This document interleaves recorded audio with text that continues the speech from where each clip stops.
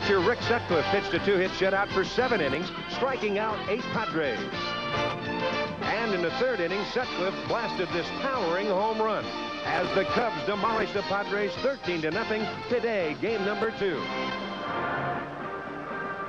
You're looking at a bird's-eye view of Wrigley Field on the north side of Chicago, the skyline of Chicago in the background. Ernie Banks called it the friendly confines, and indeed, it was just that yesterday afternoon. And good afternoon, everyone, and welcome to Wrigley Field. I'm Don Drysdale, along with Earl Weaver, and of course, Reggie Jackson, back with you here this afternoon. You look at the Chicago Cubs. They won big yesterday. Jim Fry is looking for number 2 this afternoon to be the big favorites going out to San Diego. And, of course, Dick Williams fighting for his life right now. Even though it's only 1 game, they don't want to go to San Diego down 2. But we'll find out more about that as this game goes along. We'll talk with Earl and Reggie, and we'll be right back and talk with Tim McCarthy.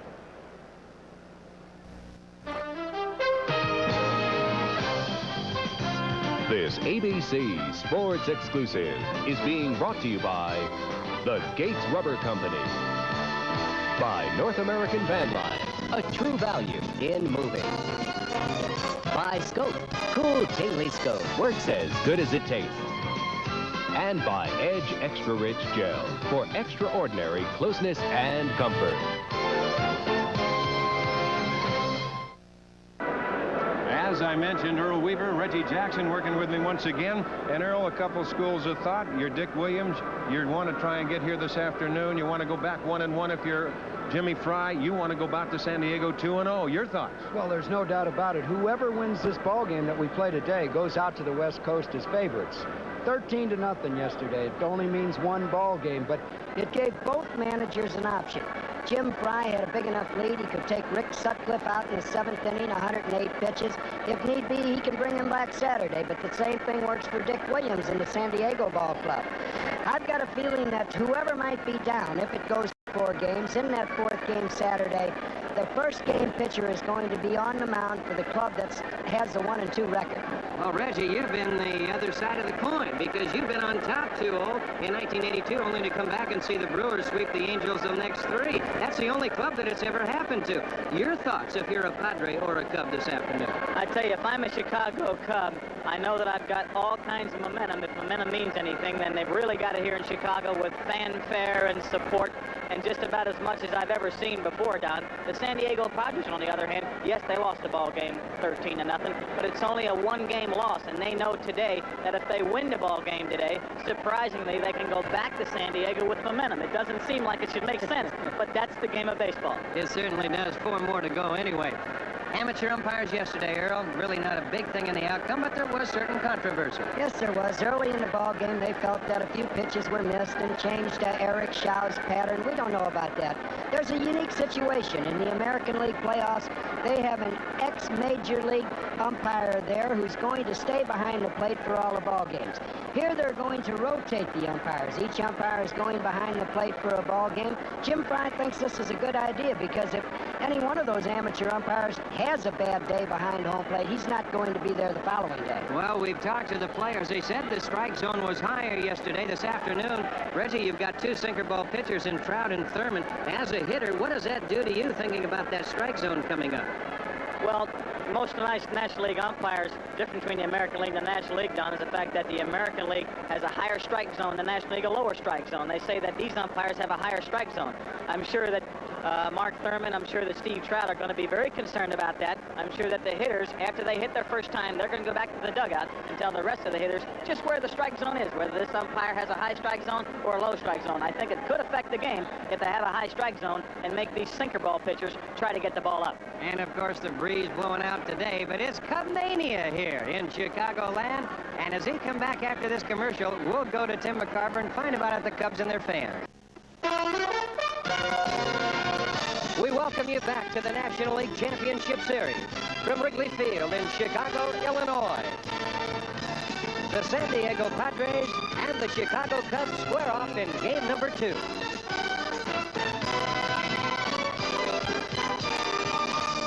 Ladies and gentlemen, at this time, the colors are being presented on the field by the Great Lakes Naval Training Station Color Guard. And at this time, we ask that you please rise and join in the singing of our national anthem as sung by the popular recording star, Bobby Vinton.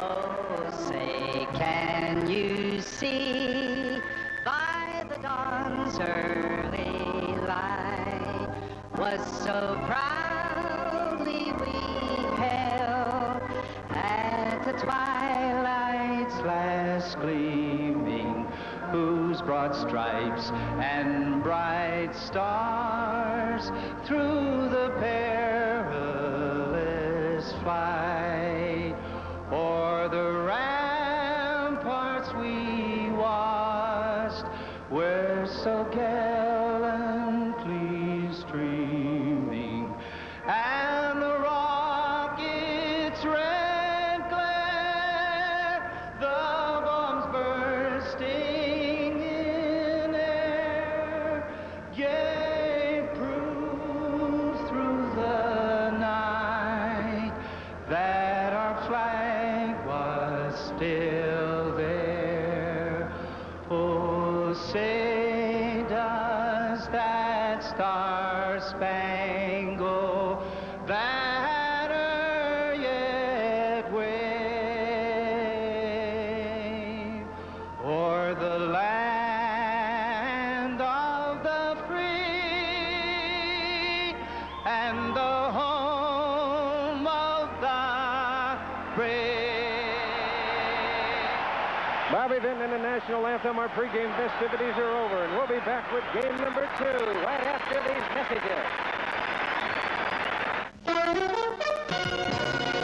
Game 2 of the National League Championship Series is being brought to you by Budweiser.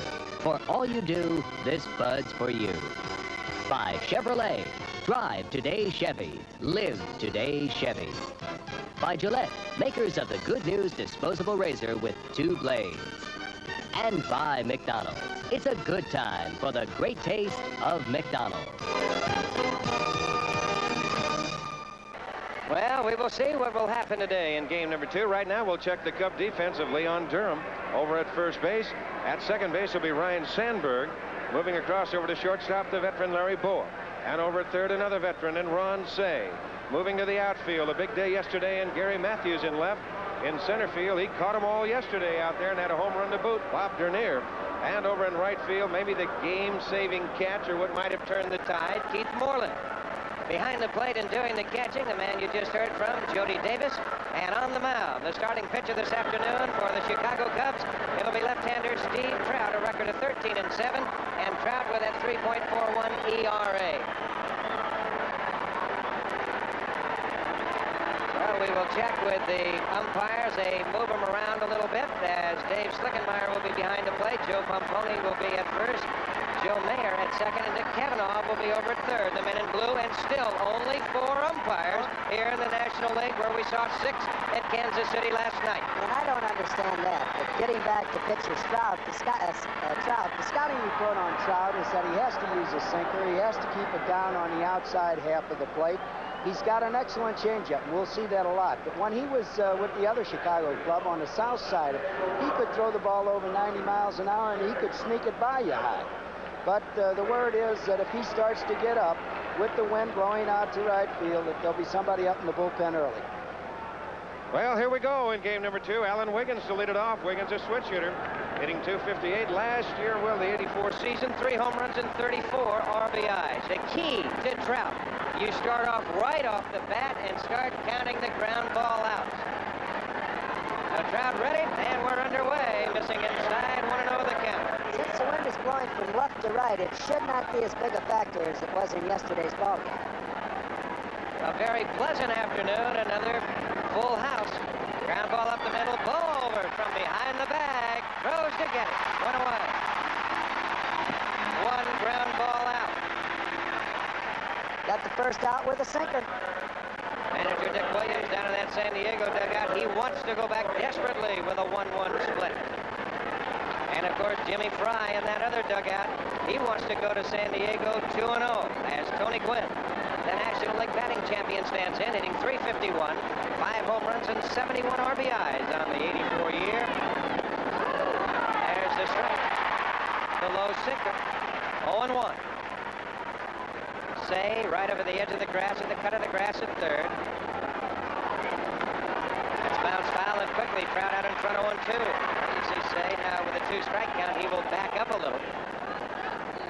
And that pitch was up. I don't know if Trout meant to get it there or not.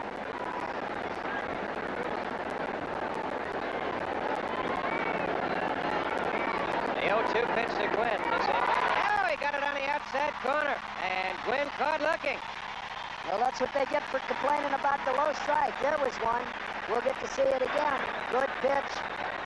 Low around the knees, outside part of the plate. Looked like it was a little bit too far outside. That's a tough call. That's a tough call right there. You take a 91-mile-an-hour fastball, which that was right there, and fastball is a little bit questionable. You're going to have tough time swinging at that pitch. Already you've got the umpire setting a tone right here, and I'm sure that San Diego, wanting to come out swinging, is now going to go back to the dugout right now and set up a game plan. You see Tony Gwynn get called out on strikes. That doesn't happen too much to a man that hits .350. He only struck out 23 times in 1984. Garvey to the hole. Boa sets, throws, and gets it. And the Padres are good in the first inning. A good play by Boa. 3 up, 3 down. We go to the Cubs half. No score. Terry Kennedy, the catcher for the Padres, and prior to the game, I had a chance to talk and get the opposite side's feeling. We talked with Kennedy about the umpiring.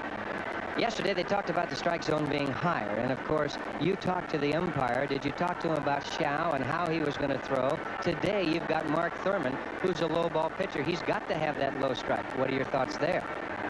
Well, I told him what Eric had when he was warming up, and he gave me the comment. He says, I might miss a few, but I'll do my best. And their best, that's fine. They're hustling and they're doing their best, but their best isn't what we need right now. We need the major league umpires back, and they're used to that college stuff, and they haven't seen these breaking balls that they're seeing now. And he missed a lot of breaking balls yesterday. And if he doesn't give Mark Thurman a low strike today, we're in trouble.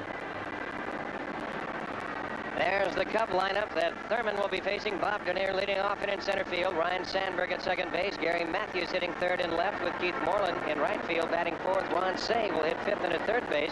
Jody Davis batting sixth and doing the catching. Leon Durham dropped in the lineup for the left-hander. Hitting seventh and at first base, Larry Boa, the shortstop. And Steve Trout, you've seen him already, the starting pitcher.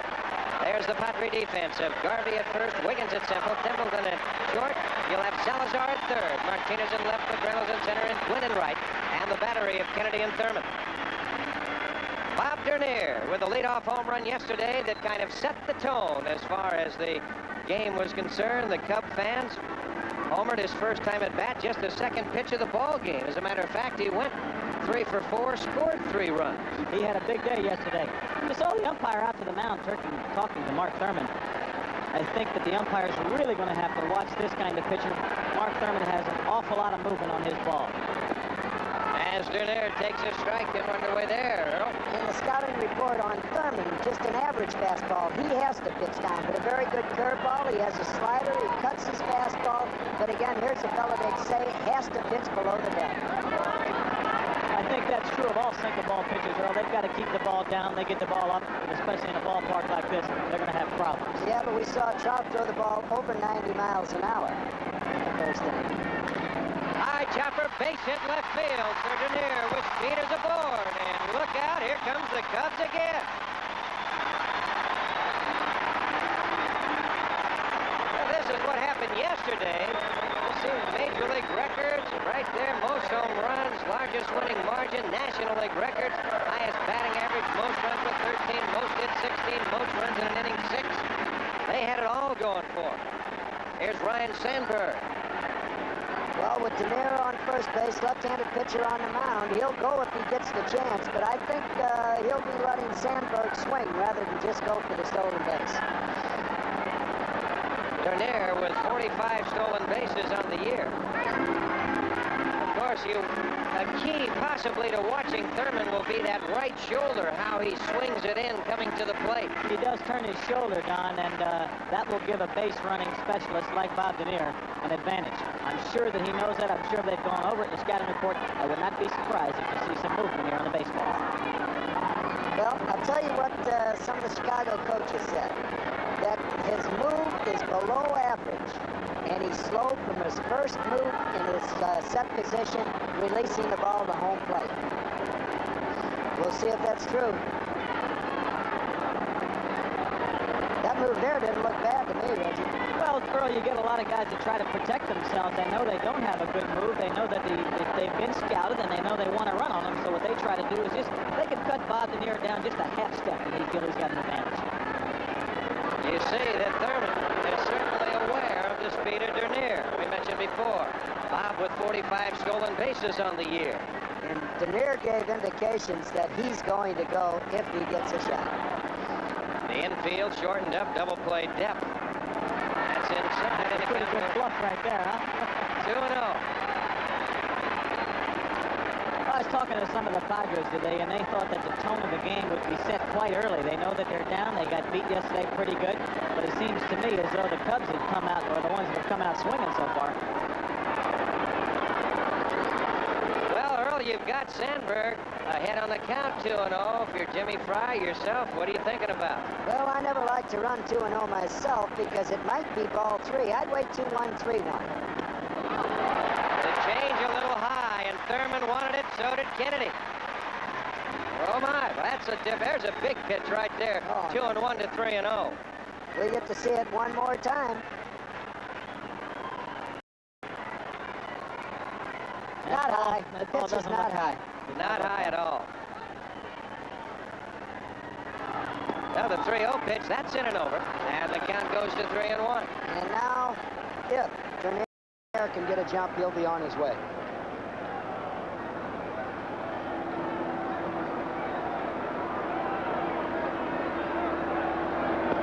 And very quickly goes to 3-2, and we'll keep an eye on Denier. Of course, Nettles, we mentioned before, is out of the Padre lineup. He jammed his left hand on a pitch yesterday, so you've got Luis Salazar, and he is certainly a good one in himself. It doesn't look that Thurman has any kind of a tricky move over there. We haven't seen it yet. That again, Don, is why he wants to let Bob Denier know that he knows he's over there. Even if he doesn't have a great move, just let him know you're there. Well, they had him. There was the better move. Threw over there 5 times and saved a good move for the 6th one. Here we'll get it. It's going to look just like he's going to home plate. Finally, we saw Denier 2 steps the wrong way, and he was lucky to get back. That's a pretty good move right there for a guy that say he doesn't have a good move. That's exactly right. Maybe he hasn't shown it to him all year. Well, the count remains 3-2. Denier with a little closer lead this time. He goes, and it's hit to Salazar at third on the big hop. On across to Garvey. Denier all the way to third. He makes it. Hustling baseball.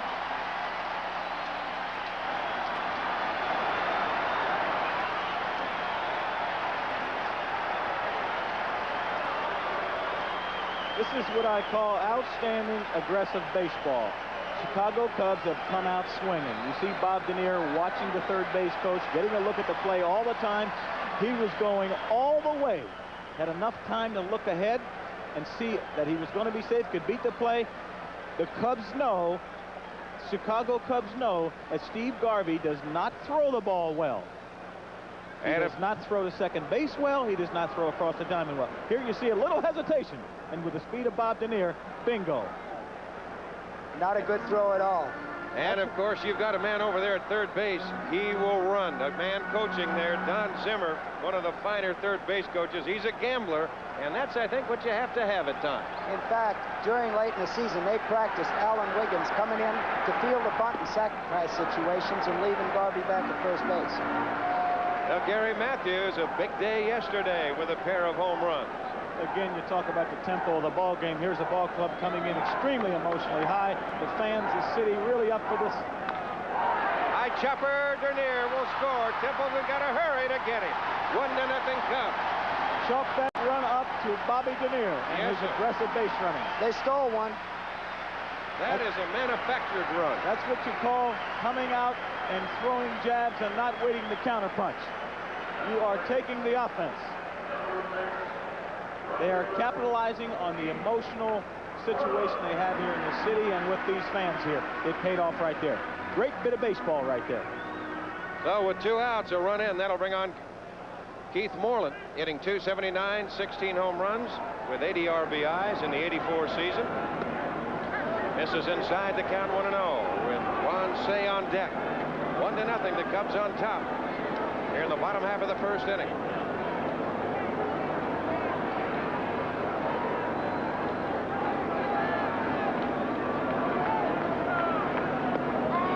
On that inside corner, and the count goes to 1-1. Moreland didn't like that one, I don't believe. It was a good pitch, and Thurman's made some good pitches already in this ballgame. Dick Williams watching over in that Padre dugout. The count moves on to 2-1. Thurman, 28-year-old left-hander out of Houston, Texas.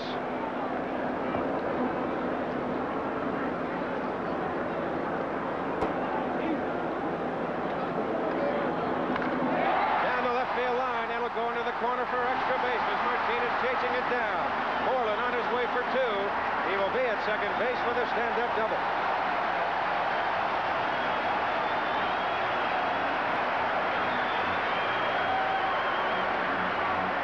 We get to see it. This is one of the bad pitches that Thurman's made. It was up just a little bit above the belt on the inside half of the plate, a line drive down the left field line. And the one thing about that, after Chicago played the outstanding baseball and stole a run, it became insignificant because they would have gotten it anyway. Moreland stands at second base, holding up the 2, signifying the 2 outs. Well, that's what I call hindsight being 20/20. Let me tell you something, pal. If there's a man on third base, you may not get that same pitch. While you can get that run, let's give that credit back to Bob Denier and Gary definitely. Matthews. He deserves the credit. And the big thing you said there is he wouldn't have gotten the same pitch if the score was still 0-0 and the man on third base. There is a very interesting stat. They've won 31 of 34 home games in which they've scored in the first inning. As Ron Cey takes low. You know, it seems funny, Don, you know, when you say a statistic like that, a lot of people say, oh, what does that mean? For some reason, those things just seem to come out that way. When you're ahead, you get on a roll, and I'm sure that that's important. I'm sure the Cubs know it. Well, the Cubs have lost only one of their last home series during the regular season. Down low, the count 2-0. It gives the pitcher something to work with. That means something when you're ahead in the early innings. Now, a lot of people will sit back and say, well, how do you counteract that? How do you turn that around if you're the Padres and Dick Williams? You've got to come out swinging just as they do. That's right. You've got to beat them at their own game. Well, if they can get those leadoff men on San Diego, and they both hit the ball hard in yesterday's ball game, if they can get on, they can create some action themselves. Unless it's a base hit, Earl, they don't pay off on hitting it hard. Right. Say what?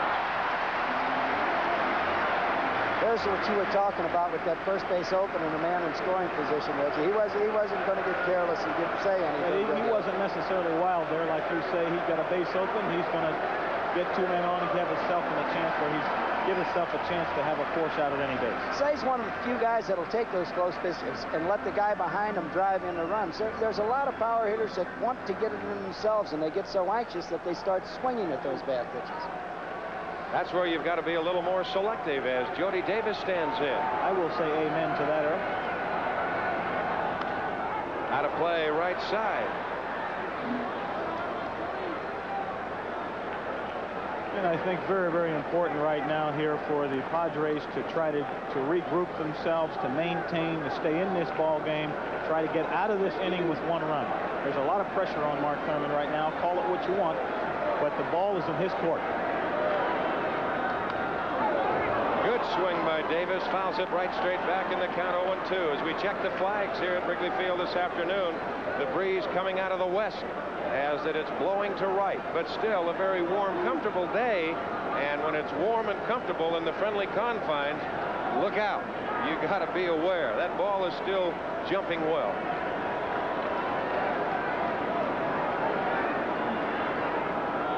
Got him. Good high heat. So Davis is gone. The Cubs are gone. They come up with a run on a pair of hits, leave a pair after one. The Cubs lead it 1-0.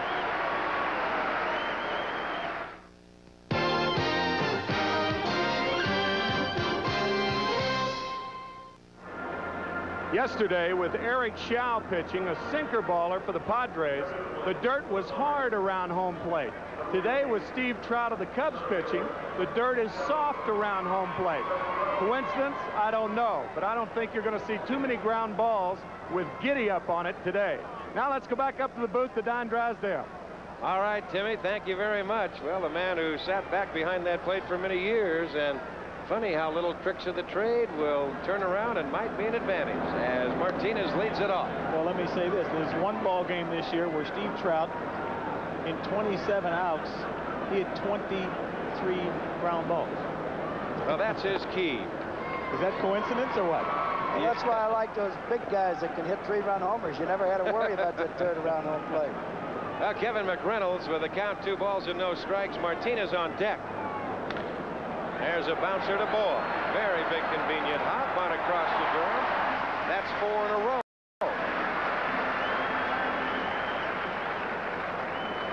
Well, look at those right there. The double play groundouts. Trout with 33 led the National League. Then LaPointe from the Cardinals. Cox from the Cardinals tied with Carroll from the Mets.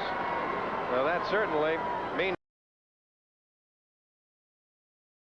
something right there. And right here, through an inning and a third, 3 of the 4 outs have been ground ball outs to Boa.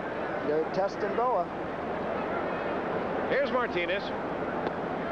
They slow the count 1-0. Second baseman never makes an error, so if they're going to hit it, they might as well try somebody other than him. I'll tell you what, I'm glad I'm not a Padre and can listen to this, because with all these stats and all this talk, I might as well throw in the towel now. There's a chopper up the middle. That's going to be a base hit. So Martinez is aboard. Another ground ball. And that's something you have no control over, where the ball goes. I think that's all the manager says. Give me some ground balls. You can throw them, but you can't steer them. Dick Williams is a big advocate of ground ball outs.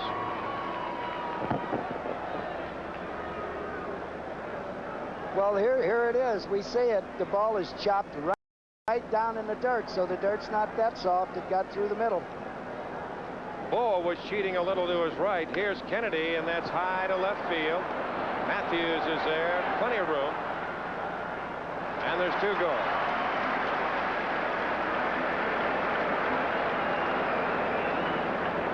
There are 2 outs. Martinez at first, and here's Salazar. Salazar, during the season, hit .241, 3 home runs and 17 RBI. Now Dernier will move slightly into right center. Matthews straight away left, so they give Salazar the alley in left center. Here we get a look at the last fly ball to left. Boa lost it completely, so they better get some ground balls, because it's going to be tough to see the ball in the air. There's that good changeup by Trout, and very quickly the count is 0-2. Oh, Don, we've talked about his changeup, and we've talked about his fastball and sinker. This man's also got a real good slider, almost a Guidry type.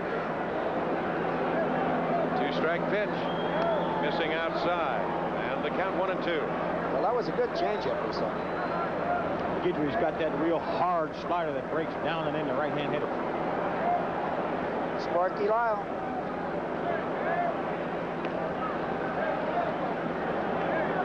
Just a reminder for Martinez. The Cubs on top 1-0. If you might have just joined us, we're in the top half of the 2nd inning. Got him. Good sinker away. As Salazar is gone. No runs on a hit. We're through 1.5 from Wrigley Field. The Cubs lead it 1-0. Leon Durham to lead it off in the bottom of the 2nd, and earlier I had a chance to talk to the Cub first baseman. Has there been a key to this ball club this year? Is there one thing that you can put your finger on? Well, the way the ball club just stayed together as a team. We fought together. We got out there. We gave 110% together. And we get guys like your Matthews and your Bronce and Larry Boyd, the veteran guys, they come in and did the type job that they did to, you know, help experience some of the younger guys, and it really paid off for us. Now Durham to lead it off in the bottom of the second inning. Foul back and out of play. He'll be followed by Larry Boyd, and then the pitcher, Steve Trout. The bottom three in the Cub order. Cubs on top, 1-0.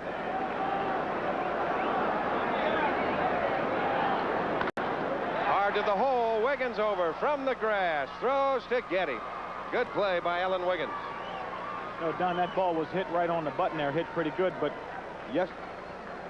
yesterday he grounded out 4 times to the second baseman. Well, here we see Wiggins getting a real good jump on that hard hit ground ball. Got to his left in a hurry, knew he had him, took his time, and a good throw to first base. Now there's one gone, and that'll bring on Larry Boyd, the shortstop, of course, a switch hitter, and he will turn around and hit from the right side and drills a base hit to left field.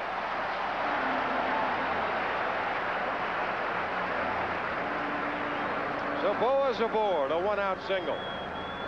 And it'll bring on the pitcher, Steve Trout.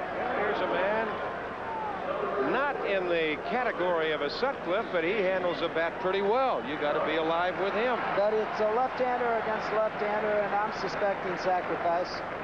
So is Dick Williams, because he has Salazar up on the grass at third. Garvey holding Boyd at first. Trout turning as if to sacrifice already. Does so. Good bunt. Thurman off slowly. And will take the sure out at first with Boyd moving to second.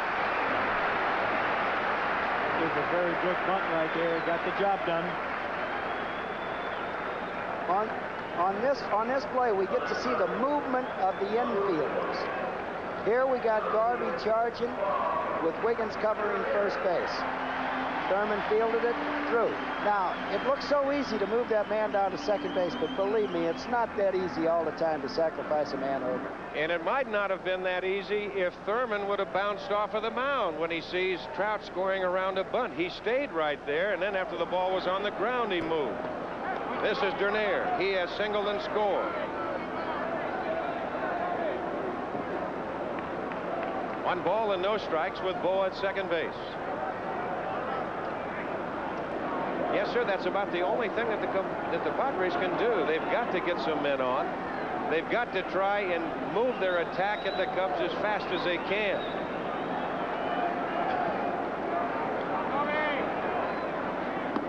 High, the count 2-0. You start letting these things steamroll, and sometimes it's hard to stop them. Well, that's right out of your ordinary Cub fan digest. I'll tell you one thing, if you hang around Chicago long enough, it gets to you. Yeah, well, I'll tell you, Thurman better not be too careful with this leadoff hitter with Sandberg up next. He's worked himself 3-0, and a guy behind him that can break the ball game wide open. Well, the one thing about Bobby Dernier, he does not care what the count is, what the score is, or where the runners are. He will bunt at any time. And when you got, like you say, Earl, a man like Sandberg behind him, just had another man on base. There's a strike in the count 3-1. Thurman's got to come right after him on this 3-1 pitch.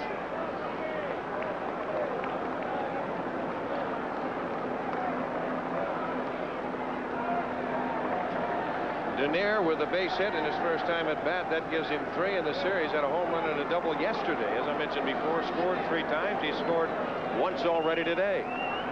The only run of the ball game. Strike 2 call. Full count 3-2. Real close, and it looks like Dernier's trying to get on for Sandberg. Get another look at the pitch. I tell you, on this particular ball right here, I saw Kennedy snatch that one in right there. But to be very honest with you, you see a lot of hitters do that, Earl. You don't know whether he's doing it just to try to persuade the umpire or what. I'm sure that Bob Dernier may have been trying to deke the ump there. Fouled away over to Sandberg in that on-deck circle. After it's all said and done, I thought the 3-1 pitch was a strike. Okay. And you're right about influencing the umpires, but with the major league umpires behind there, they get mad at you sometime when you try to do that. Tell you what, they'll take it and they'll make you remember it. I know that. 3-2 pitch. Boyd dancing around. You know, we take a look right here at this umpire right here. He is squatting down behind that plate, getting down on one knee, just like a National League umpire, sitting on the inside where the catcher is. So he at least looks and sets up well, that's for sure. And he walks it. So Dernier's aboard. Slickenmeyer is his name. How'd you like to have an umpire back there by the name of Slickenmeyer? I'd like to buy a car from him. Slickenmeyer. Did you buy a car from a man that was slick? Nope. Dick Williams down in that Padre dugout. The second walk issued by Thurman. I don't think it's going to be long before we see a little action in that bullpen. I know that Dick Williams is not going to wait one moment too long. And here's a man at the plate who has done everything you can think of at the plate. Ryan Sandberg, and that is outside. Turned it over a little. Kennedy. You're right about the bullpen. Williams can't afford to do today what he did yesterday once it got out of hand to save anybody. He's got to come back. Well, you've got Bo at second, Dernier at first. 2 outs, bottom of the second inning. The Cubs on top 1-0. And he misses outside again. Tried to turn it over a little bit. There's Bo at second, Dernier at first. So you've got speed on the bases. Thurman is struggling right now. He's behind 2 balls and no strikes to a man who can put the bat on the ball, and I mean put it on hard. Down low, and it's 3-0. You get an idea just watching Thurman right here. He's not free and easy. He's not turning it loose. He's aiming it. And Sandberg swinging 3-0 here. If I had Sandberg, he'd be swinging 3-0. If I got Jackson, he'd be swinging 3-0 here. Well, you may be swinging 3-0, Earl, but you've got to make sure that the ball's a strike. You've got to put it in a little box, or you've got to take it. That ball right there, if that ball was a strike on the inside part of the plate, whether it was or not, you've got to make sure that that ball is right down the middle, right in the sweet spot, almost a 6-inch box, if you can imagine it, or you've got to take the pitch. That's what I mentioned before, Reggie, about hitters that are allowed to do that. They have to be very selective and know what they're doing.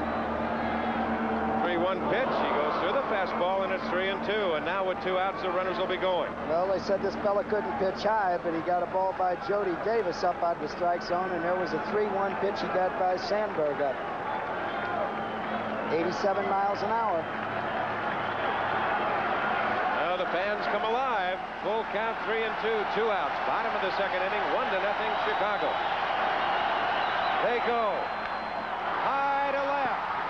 Moving back at Martinez to the wall. The wind's got it. Here's McReynolds for the catch. The breeze brought it over, and it is turned around at the friendly confines. We're through 2. 1-0 Chicago. This is today's Chevrolet. Come on in, take the wheel, start it up, get the feel of the road that rolls on. The road rolls on. Straight ahead, on your own, the light turns green and you're gone on the road that rolls on. The road rolls on. You're today's Chevy, be today's Chevy, live today's Chevy, feel today's Chevy. You know, a lot of people think I have the best seat in the house. No way. The best seat in the house is right here, cheering on the Cubs with the greatest fans in the world and the greatest beer in the world, Budweiser. Yeah, nothing quenches a Cub fan's thirst for victory quite like the king of beer. Holy cow, here comes another one. Cub fans, this Bud's for you. A beautiful shot from the Goodyear Blimp Enterprise from Pompano Beach, Florida. The pilot is Captain Don Plaskonak from Randolph, Ohio. Our cameraman up there, Charlie Mitchell. Boy, that's just a beautiful shot. And indeed, we mentioned, Earl, remember yesterday coming out in the ballpark, if you stay here in this park long enough or over on the south side at Comiskey Park, that breeze can turn around at any time. And indeed it has, as Templeton shoots it to the right side. Right there is Sandberg to throw him out. When we came to the park early this morning, it was blowing from the left field line to the right field line. Since game time, the wind has turned around and it's blowing in, and you can bet Sandberg's ball would have been out of the ball. The third out of the last inning would have been out of the ballpark yesterday. It might have been out of the ballpark 3 hours ago, bro. That's right. Here's Mark Thurman, the pitcher. It's just dropped on top top of the roofs on the small flag, but if you look at Old Glory high atop the mast in center field on the scoreboard, it's coming right straight in very gently as Thurman fouls that away, a 190 hitter on the year with 4 RBIs.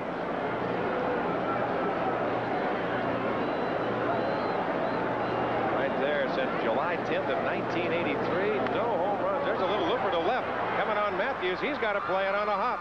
So Thurman helps his own cause. And just a reminder, don't forget game number 2 of the American League Championship Series coming up from Royal Stadium. The Detroit Tigers and the Kansas City Royals. That'll be 8 o'clock Eastern time. What do you think, Reg? You see the game last night? Yes, I did. I liked the ball game. Jack Morris rose to the occasion. He did. Definitely did. He pitched a great game. The Tigers showed their bench, too. They just keep coming out of there. They've got a good ball game. Bounce to Boa. Should be 2. Sandberg for 1. Back to first. They double Wiggins up. And the Padres are gone very quickly in the 3rd. Another ground ball after 2.5. 1-0 Chicago. Yesterday in the American League Championship Series, Morris took them apart. Trammell took them downtown. Tigers 8, Royals 1. KC battles back tonight at 8 Eastern on ABC. Well, Gary Matthews to lead it off in the bottom of the 3rd. Yesterday supplied so much offense for these Cubs. But last year in a Phillies uniform, Game 4 of the World Series with Baltimore, it was the glove that turned the trick. Made a leaping catch at the left field wall to deprive John Shelby of a 3-run double. Well, that man, look at that. That fence is going to give a little bit with the Sarge, Reggie. It's trivia time down Drysdale, 1968. #1 pick at San Fernando High, Gary Matthews. His coach had him talk to a friend about how much money he should get to sign. Name that friend. San Fernando High Valley boy, huh? That friend's name was Don Drysdale. Did you talk to him about signing? I remember Gary going to San Fernando High School. I sure do. And he stands in right here. There's the strike and the count 0-1. Watching those catches and knowing what Matthews did yesterday, he's a guy that can rise to the occasion. He might be a Mr. October, huh? Exactly, Earl. Here's a man that is an emotional ball player. He gets up for ball games. He led this ball club down the stretch. He is living up to his name, Sarge, because he takes charge. The 0-2 pitch to Matthews. Just blowing away. The count 1-2. He keeps going like he's been going. Now change it and make him a full bird colonel, huh? Boy, that is so true. Matthews bounced to short his first time at bat, 0 for 1 today. I remember I got a call from his high school coach, Howard Marcus. He was a good player. Did you tell him to get what he can get? Get what you can get. Get what you can get. And stay as healthy as long as you can. 2 balls and 2 strikes to Matthews with Keith Moreland on deck. Line shot. Good play by Templeton. Up and gets it.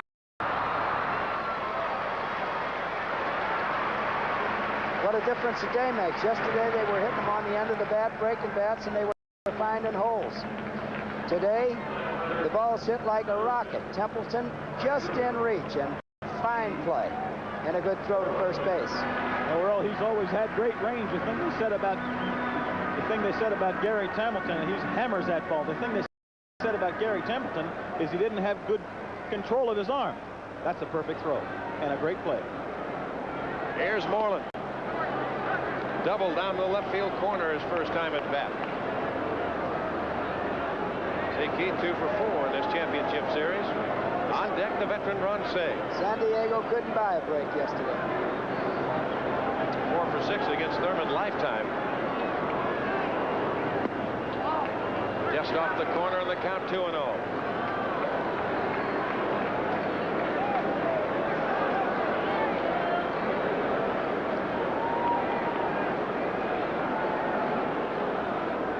Infield straight away for Moreland. The outfield the same. On that corner, the count moves to 2-1.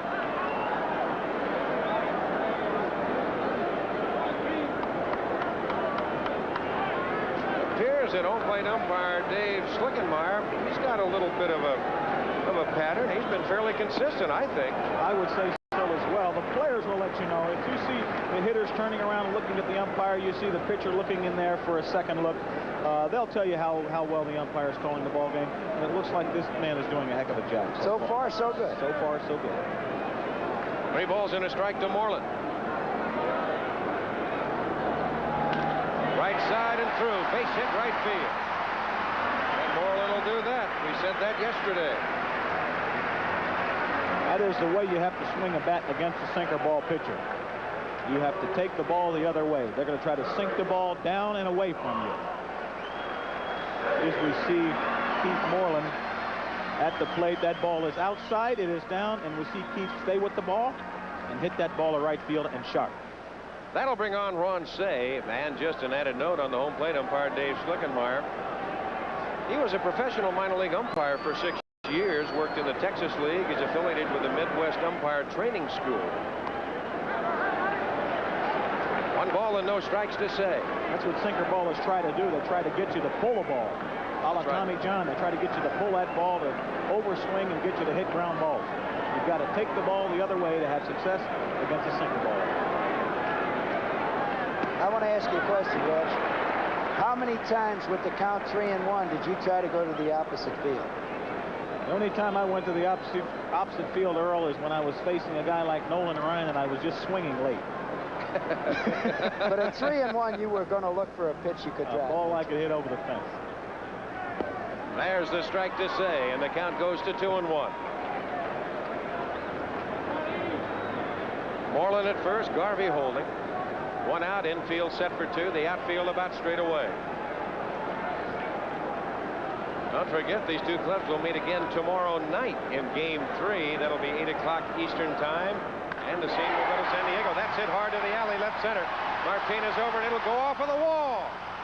Slow picking it up, and Zimmer's going to wave him on around. The relay to Wiggins. The throw to the plate. By Kennedy. Run scores. Over to third is Say. 2-0.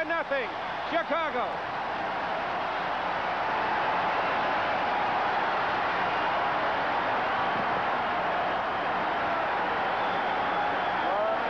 There's a ball hit right on the button here in the alley, Earl. It almost looked like that ball yesterday might have been a home run. We see Carmelo Martinez with a little problem picking that ball up. He turns around, still a chance at home plate, but a bad hop, a bad bounce, and he's safe. We get Martinez chasing the ball again. He's in the gap. It hangs on the ivy just a minute. He had to wait for it, but there was plenty of time to throw Moreland out at home plate, and Templeton made a good throw. As the ball got into home plate, it just hit on the edge of that grass and skipped by Kennedy. Another break for the Chicago Cubs. Yes, it was, Earl, and it actually short-hopped him. It skidded off of that grass. And a good throw, if it was out 15 more feet onto the grass, a good throw where Kennedy could have handled it, he would have thrown him out. It really was a pretty good throw. It just took a funny hop. Yep. The way the Chicago Cubs are going right now, they're getting the hops. They've got a ball going. One more throw on the angle coming in. We can see it very well. Right close to Kennedy and goes right by him. He had no chance. And again, we have to say that Chicago's getting all the breaks right now. Now the Padres will bring the infield in. Jody Davis a hitter. Say standing at third. So they give Say a double high to center field. That will score the run. McReynolds is back. He is there. Say tags the catch. Here comes Say. He'll score 3-0 Chicago. Again, I have to say what a funny game baseball is. If Carmelo Martinez and Luff would have juggled the ball, if Templeton would have decided not to throw home, Say's on second base and the third run don't score. They did everything right and still wound up losers. Now the bullpen will get active for the San Diego Padres. Well, you knew that wasn't going to take long. No, not at all. You said that before. They've got to pull out all stops today. Andy Hawkins will get up. He'll start to throw as Durham has the first pitch outside, 1-0. Well, there's a case. You've got a sinker ball pitcher with the infield in. You want to keep the ball down, and he got it up to Davis and able him to hit the fly ball. Yeah, if he struck Davis out on a fastball up out of the strike zone the time before, but this one was in the strike zone, and Davis could catch up with it. 1 ball and 1 strike the count. So credit Say with a double if you might be scoring with us. He went to third on the throw. There was no error on the play. On that inside corner. There's Fran Say. Smile of victory. A happy smile. And the Penguin down in the dugout. He knows there's still a lot more work ahead. 3-0. The Cubs on top, bottom of the third. High to the left side, going out Salazar and calling. And that'll be out number 3. But the Cubs come up with 2 runs, 2 hits, no errors, and they leave nobody. And after 3 complete from Wrigley Field, 3-0 Chicago. Now, Tony Gwynn, the National League batting champion, to lead it off prior to the game, I asked him, how did it all fall into place? A lot of young players would like to know your secret. How did it all fall into place? Well, you know, I think it really fell into place for me at San Diego State. You know, at the time I was using a big bat, and you know, I was fairly successful, but you know, the bat broke one day, aluminum bat broke one day, and I was looking through our equipment room and found a little bat that, you know, I really felt comfortable with, and from that point on, I think I started hitting the ball a lot better and a lot more consistently, and from there on, everything has been virtually the same. I've hit the ball solid in every level, and now to do it in the big leagues, it's like a dream come true for me. And yes, sir, with that .351 batting average, that led all the major leagues. First pitch was fouled up the first base side, though the count 0-1 to Tony Gwynn. Takes low, the count 1-1. Leading the National League in hitting, you know, sometimes this fellow's defense is overlooked. He only has an average arm, but with that speed he has, he gets to the ball in the alleys. He gets to the ball in a hurry, he gets rid of the ball in a hurry, and he saves a lot of extra bases. Out of play, left side. That'll be back up over to our left, and the count moves on to 1-2. No, Don, as I look at this Tony Gwynn, I was looking at his bat earlier today around the batting cage. He used a 32.5-inch bat and only 31 ounces. That's almost unbelievable. That's down the left field line. That's going to drop for a base hit and maybe more. Matthews over now, rounds it off and drops the ball. Gwynn to second, and he makes a turn. He'll hold right there with a double.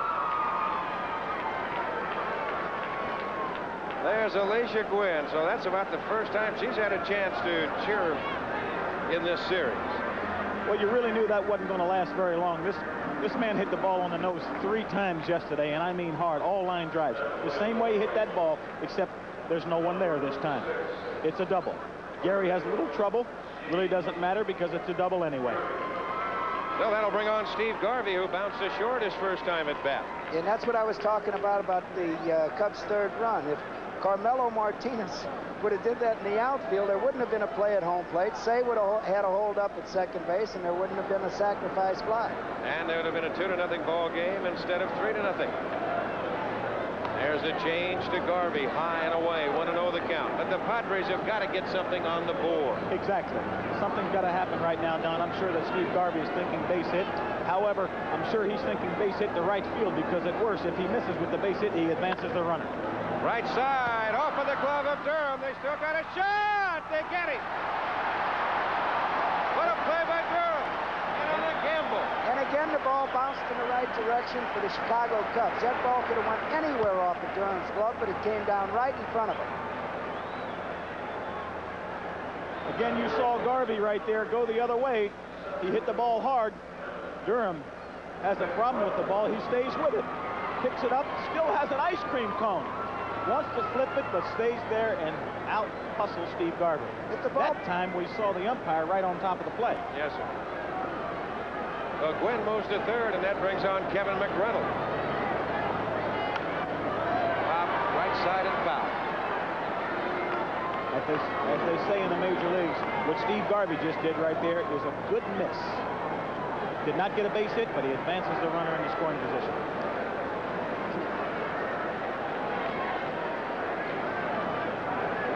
Inside, the count 1-1. Well, the ball actually, the way Durham played it, he played it on that he got it on the in-between hop. He was lucky to keep that ball where he could pick it up. There's no doubt about it. They've been the Cubs have been getting all the hops. They're playing back now with a 3-run lead. They can stay away from the big inning. The infield is back.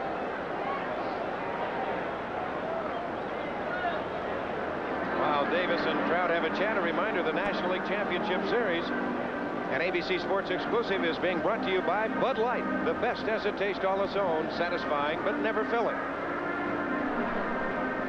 So a little chat with Davis and Trout. Just getting their thoughts together. Sutcliffe down in the dugout, the winner of yesterday's ball game. Davis could be saying, look, that last pitch was up. He could be saying, look, we've got a 3-1 run lead. Let's don't change our patterns. If they hit the ground ball, we'll give them one, but let's get some outs here. Missing away, and the count 2-1. Not pulling for either team, but you almost want to wonder when things are going to turn around and the Padres start getting a few breaks. That's outside, and the count 3-1. So Trout kind of overthrowing, and Davis is going to go out and tell him again.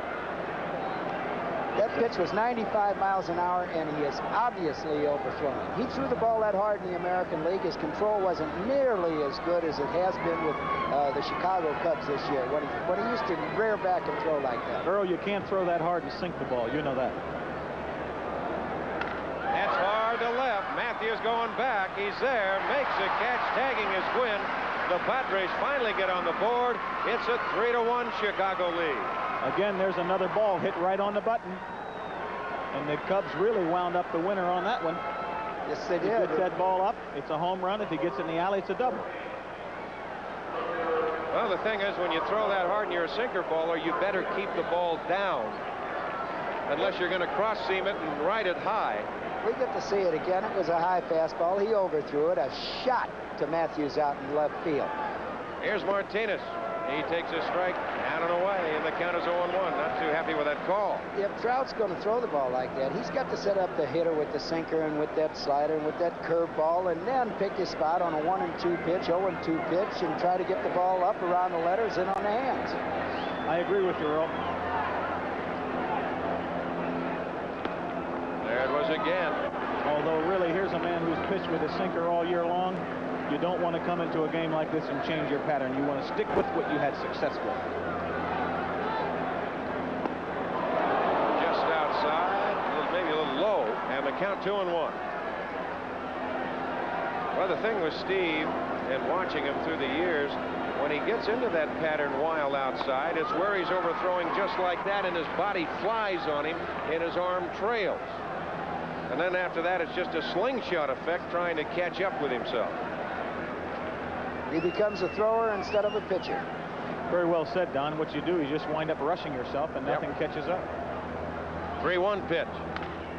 Off the end of the bat up the middle. Boa right there. On to Durham, and the side retired. But the Padres get on the board with a run on a hit. No errors. They leave nobody. We go to the bottom of the fourth, with the Cubs leading the Padres 3-1. On Monday Night Football, the undefeated San Francisco 49ers, led by Joe Montana, clash with Lawrence Taylor and the New York Giants, starting at 9 Eastern on ABC. Well, the fans lucky that it's good weather, because last night they had a lot of them sleeping outside the ballpark here at Wrigley Field, hoping to pick up a ticket or two that might be available come this afternoon. Boy, I'll tell you, that is a loyal fan this year. The first time over 2 million in the second smallest seating capacity in the major leagues. 37,275 as Larry Boa will lead it off as we go to the bottom of the fourth. Takes a strike and the count 0-1. You know, that base hit last time up, Larry Boa may surprise people because he only hit 223 this year. But right-handed, he's a 287 hitter. Larry Boa has much more power from the right side. There is Salazar on the in-between hop to get him. One away, and that'll bring on Trout. Well, a reminder, don't forget exciting CFA football on ABC. That'll continue this Saturday with top 10 powers colliding. You'll see either the Nebraska Cornhuskers facing the unbeaten 4-0 Oklahoma State Cowboys, or the battle of SEC rivals Georgia and Alabama. And a week from this Saturday, the #1 ranked Texas Longhorns battle the #3 Oklahoma Sooners. And the games will be seen live right here on ABC at 3:30 Eastern Time. This is live, and somebody's got to tell him the tickets are gone. No, he's waiting for a ticket to the World Series. Templeton off of the glove, and Trout's aboard. That guy out there used to be a great home run hitter. He just struck out a few too many times. He's waiting for a ticket for the World Series. He's not going to leave. Well, look at it again, guys. This ball's hit pretty good. Got both pitchers with a base hit now. Well, that'll be a base hit for Trout.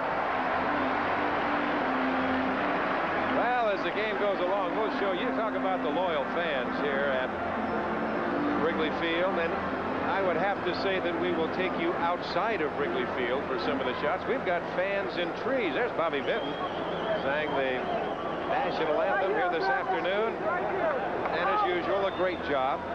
There's Hawkins again for the Padres as the leadoff hitter Dernier stands in. 1-0 the count. They've got fans up in the trees watching these games. On rooftops. They've got them all over. I always wonder if there's some kind of where you're not allowed to put but so many people on top of a roof. We went over the court case yesterday. That's right. They had that yesterday. The judge ruled that half to the owner and half to the tenants. 1 ball and 1 strike to Dernier. He has singled and scored in the first. He walked in the second. Time call. Ball getting away in the Padre bullpen. Oh, that'll break a little tension right now. It could. Right now, let's take a look and see if we can pick up some of those fans out in the trees in left field, over right down the line and over the wall. That's amazing. When we saw that a little while ago, we'll pick that up a little bit. Look at that. Is that a bird's eye view? That is camouflage and concealment right there. That was a good one, Reggie. I like that. Off the end of the bat by Salazar. Templeton gets the sure man at second, and Trout, Dernier, too much speed to try and double him up. 2 gone. Now we'll keep an eye on Dernier with 2 outs and Sandberg at the plate. He's got the green light all the way here. All he needs is a jump, and he'll be on his way. No, right now for the Padres, Mark Thurman throwing the ball pretty good, keeping the Padres close. If he can shut the Cubs down just a couple of more innings here and give his team a chance to catch on, to get something going, the Padres are going to get right back in this thing. Very important what's happening right now in order for Mark Thurman just to stay on top of his game and not let it get away from him. We're in a National League, Reggie, and there's going to be a pinch hit situation here where Dick Williams will have to make one of those decisions you don't have to make in the American League. That's right. And Thurman, as we look at the 5th inning, he is the 4th hitter. That is what Dick Williams is thinking about right now. If they have a man on, I'm sure we'll see a pinch hitter, Don. Right. Ryan Sandberg 0 for 2. Takes that pitch for the strike. And the count is 0-1. The breeze now has turned around and is blowing in a little from right as we look at the flags high atop the mast over the scoreboard in deep center field. There you see Old Glory. Sandberg applied to the center fielder McReynolds his last time at bat. And fortunately for the Padres at that time, the breeze had turned around. Oh, he started to go again. That was the good move. He had just given him the fake move. I want to see that scouting report that says that he doesn't have a very good move. I don't think I'd pay attention to that one. 0-1 the count.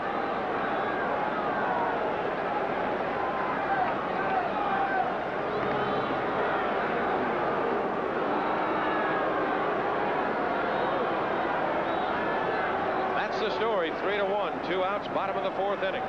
The Cubs got a run in the first, 2 in the 3rd. There goes Dernier. Kennedy can't hold on to the ball. Dernier with a stolen base. Not a bad pitch to throw a base runner out on. Not at all. The pitch is right up where he Here's a ball that's up and away. And Terry Kennedy should have made this play. He just couldn't find a handle on it. There you see no bluff by the batter. Terry just does not handle the ball, but that's a ball where he should have had a real good chance to throw the base runner out. He just didn't do it. Just dropped the baseball. A ball and a strike to Sandberg. Change it hard, hooking down in the left field corner. It's fair. It is trouble. It is a fair ball and a double. That'll score Dernier. Sandberg to second with a double. 4-1 Chicago. And that's what Sandberg's been doing all year. 2 out, a man on second base. When you need the base hit, he's been able to give it to him. Well, those are big base hits, Earl, as you know.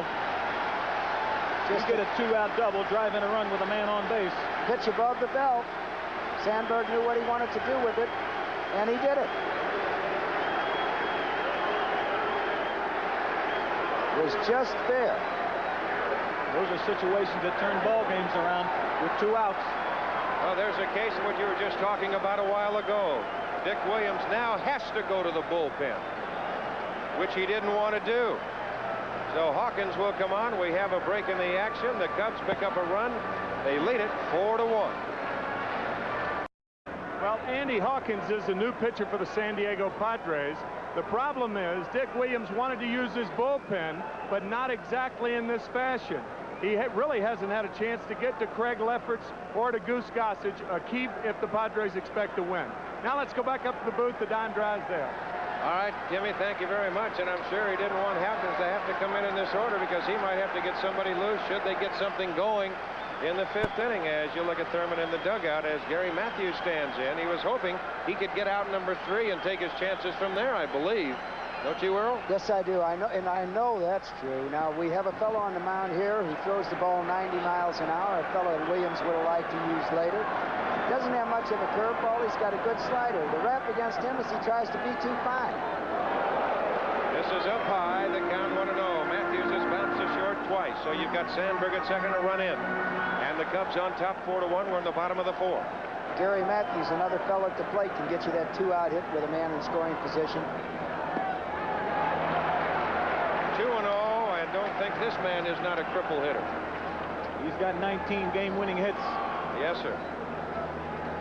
And he's up on the count 2-0. Well, right now he'll be looking for a ball to drive. This is with the situation that hitters love. Oh. Swinging for pay dirt. Well, there was strength against strength there.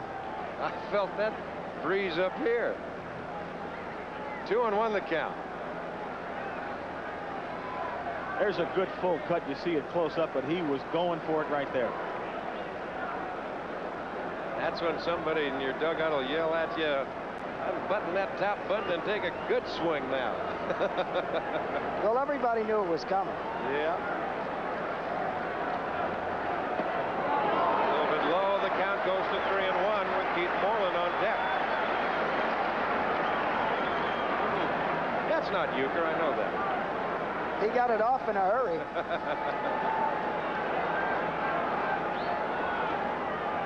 Up high.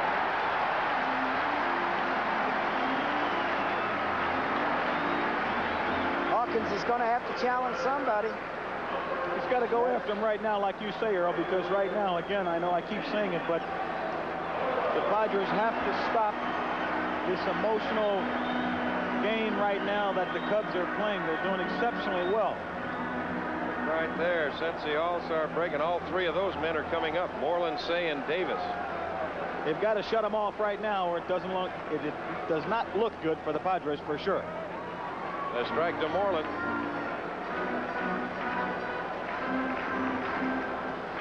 And we'll be coming your way once again tomorrow night. Game number 3 from Jack Murphy Stadium in San Diego, 8 o'clock Eastern Time. High to right. Up in the breeze. Wynn is there. Out number 3. So they get out of the inning cheaply enough. They pick up a run on 2 hits, and we're through 4 from Wrigley Field. It is 4-1. The Cubs on top.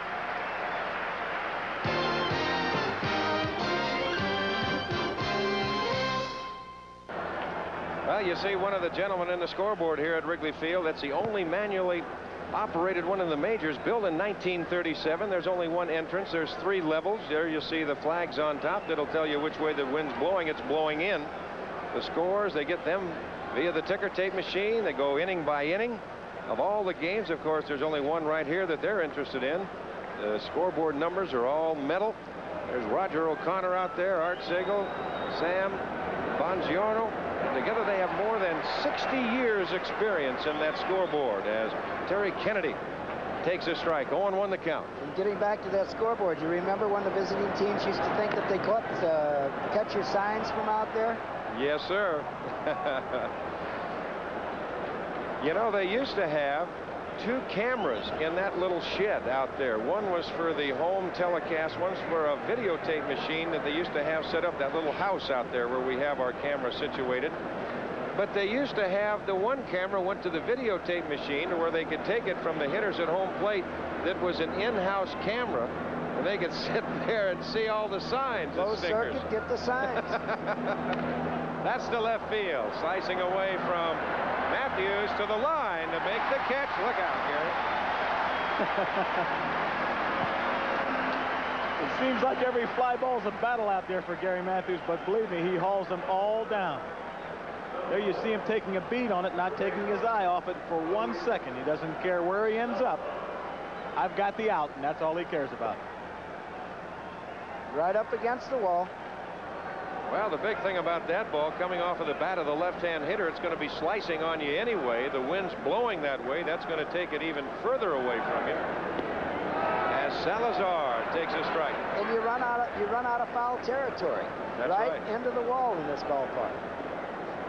Well, we saw what Gary could do. We saw that little clip a while ago in that World Series last year against Baltimore. That's the right field. That should take Moreland to the line. Now he'll come in. 2 gone.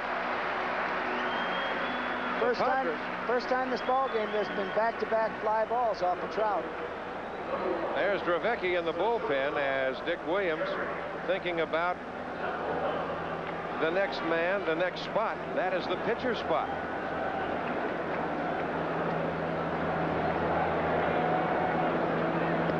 This is Templeton, bounced to second. His first time at bat, 1 ball and no strikes, 2 for 4 in the series. Right side, easy play for Sandberg, another ground ball out. And this time retired easily, 1-2-3, so we're halfway through. 4-1 Chicago. We'll be back with more baseball after this word from our local station. Yesterday in the American League Championship Series, Morris took them apart. Trammell took them downtown. Tigers 8, Royals 1. KC battles back tonight at 8 Eastern on ABC. Ron Say will lead it off, and earlier I talked to him about the ballpark. It can be friendly. The fans can be friendly. The difference hitting in Wrigley Field as compared to Dodger Stadium. Well, here it's a Jekyll and Hyde. You don't know if the wind's going to be blowing in, across, or out. Plus, the weather can change here with the summer thunder showers that we get. You don't know if it's going to be sunny or cloudy. So you just have to come out here every day and hope that none of that stuff's going to bother you. I think the first year here, most of the time you spent contemplating what the weather was going to be like instead of concentrating on the game. But I think we've got people who can separate those things down. And that man right there can certainly do that. 1 for 1 this afternoon. He's walked and doubled. Of course, the thing about Wrigley Field, the distance down the lines is one of the longest in the major leagues, and the power alley's one of the shortest. Of course, that's what power hitters like. That's a little bit low, and the count 2-0. I know a few that wouldn't mind hitting here. Oh. See the indentation in the ivy right there? That's where it starts to come back in. It's only 368 to the power alley and 400 to straightaway center field. But down the left field line, it's 355, and down the right field line, it's 353. Well, I now think we may have had a little complaint on our ball strike call here. Yeah, I don't think Russ liked that call, Don. Well, the pitch was close. Get to see it one more time. Say's going to look for a pitch he can drive out here. 2 balls and no strikes. It wasn't where he wanted it, but the pitch was inside. Yes, Say was right. Had another good pitch and fouled it back. How'd you feel about hitting with the wind blowing in and the wind blowing out, Reggie? I did not like the wind blowing in. I know one of the first things I did, we take a look at Jim Fry, one of the first things I did when I woke up in the morning, whenever I was on the road in the hotel or at home, I wanted to look outside and see which way the flag was blowing, see what kind of attitude I was going to have when I got to the ballpark. I never thought I'd hear you say that. You were a pretty good hitter. How'd you feel? Well, I'll tell you, I had pretty good success in this ballpark right here. You just had to do what I said yesterday, Earl. You had to keep the ball down. This was a good ballpark. It was a good ballpark to pitch in and also to hit it. A full count, 3-2.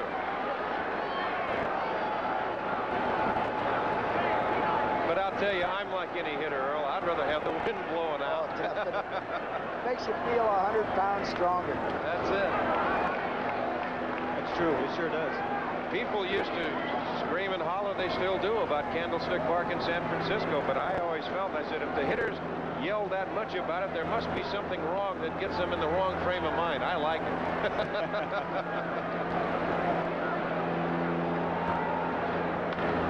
High. Garvey over, foul territory, fighting the wind, and Steve stays with it. One away. Oh, former teammate to another. Well, the funny thing about, just a little history about this ballpark, and it is such a quaint ballpark. It was built in 1914 with a capacity of 14,000. It was then known as Wigham Park, and it was then the home of the Chicago Whales of the old Federal League. And the cost of building the park was estimated at about $250,000. And at one time, they had like 450 men working on the project. As that pitch is inside to Jody Davis. But the first national game wasn't played at Wigham Park until 1916 when the Federal League disbanded and the Cubs moved over here from the West Side grounds. That's a strike and the count 1-1. Then the park was officially changed to Wrigley Field in 1926 in honor of William Wrigley Jr., the club's owner. And renovations in the 20s and 30s increased the park to 37,000 plus. But it's really a fun ballpark. Yes, it is. But, they could build some seats out there in left field and in the right field, over the left field fence and over the right field fence. They could put some more seats in. Yes.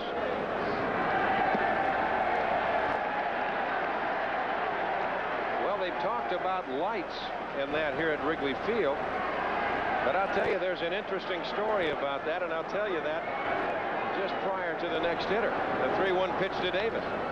Pops it up. The Breeze will get that. I'll tell you about that right now. Night baseball in the majors in 1935, that was at Crosley Field in Cincinnati. And really, this is true. Believe it or not, Wrigley Field almost had lights. But in 1941, owner Philip K. Wrigley, he bought the equipment, the bulbs, the towers, the wiring, and so on. But he sent it to the naval shipyards after the attack on Pearl Harbor. Unbelievable. High left field, but it's in the breeze, knocking it down, and there is Martinez. There, what a difference a day makes. I would say, that's the first ball that I could say, obviously, yesterday would have been a home run, and it's not a home run today. I think Sandberg's would have been out yesterday. You think so? Yes, I feel that way. That ball there was pretty obvious to me, Earl, because it was way up high. That's one I would know for sure. Well, here's Leon Durham. You see 1 for 7 in the series, but I think that's very interesting about all the hoopla that's going on about the lights at Wrigley Field, and it might have been, had it not been for Pearl Harbor. Got a great ballpark here, some great fans, and just the charisma of it all. It's something you just can't replace. Well, if the Cubs should get in the World Series, I think it's a shame that there's not lights, because when I was a kid, and the World Series started 12 o'clock, 1 o'clock, I was in school. I never got to see them, and it's going to be the same thing when they play day games in Chicago now during the World Series. The working man will not get to see all of the World Series games. 2 balls and a strike to Durham. There is Salazar, the Garvey, and a 3-up, 3-down inning. So through 5 here at Wrigley Field, it's 4-1, and the Cubs are on top. If I'm playing a match on Wednesday, I take my Bic and shave down on this cheek. If it's a semifinal, I shave up. But if it's a month with an R, I take my Bic and go across. Except on Tuesday, of course, when I start on my chin. All this might give you the idea I'm superstitious. No way. It doesn't matter which Bic I use. Superstitious? Nah. Superstitious or not, avoid all shavers with more than 3 letters. I'm Peter Jennings. On ABC's World News tonight, we'll report on how the risk of a sudden heart attack should affect the way you exercise. Well, yesterday, I think the baseball world was saddened. Everybody was saddened by the passing of former Dodger manager Walter Alston, and I, for one, had a chance to play with Walt my entire career for 14 years, and I think that I can speak on behalf of every player that ever played for Walt, and to Leela, his wife, and his family, our deepest sympathy, and our thoughts are with you at this particular time. And we just want to know he was a great man, and it was our privilege to be part of Walter Alston and the Los Angeles and the Brooklyn Dodgers. And also, the passing, we understand this afternoon, or yesterday, I should say, of a former great Billy Goodman. And our thoughts also to Billy's family down in Sarasota. Two great men, and baseball has lost them both. The 0-1 count, check that, the 1-1 count now to that is Ramirez leading it off. Mario Ramirez hitting 119. We just saw Williams give the umpire a little something on that pitch. Foul right side.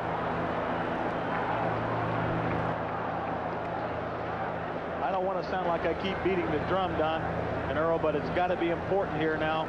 The Padres have got to get some offense going. They've got to get some momentum going. They've only got 3 base hits today. And yesterday they only had 6. Whether you call it good pitching or no offense, whatever you want to call it, it's got to happen for the Padres sooner or later. Well, they're going to have to make it happen. Bouncer third base side. Say right there from the grass to get him.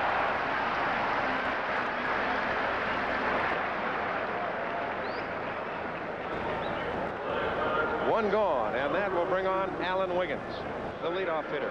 Well, it's funny how things and how the tide can change. I can think back 2 very good instances in 1966 in the World Series with the Baltimore Orioles. We went in there, they had a young pitching staff, and we could not buy a run. We didn't hit nothing. As Wiggins takes a strike and the count 1-1. Then I can think back the year prior in the World Series in 1965. We went into Minnesota. We got beat the first 2 games, and all we wanted to do was get back home. And we got back home, and we won the next 3 in the series. Eventually won the series, but we just never got anything going against Baltimore. They swept us 4. And in 1969, when I was managing Baltimore, we had an outstanding hitting ball club, and yet the Mets shut us down. We couldn't get anything going.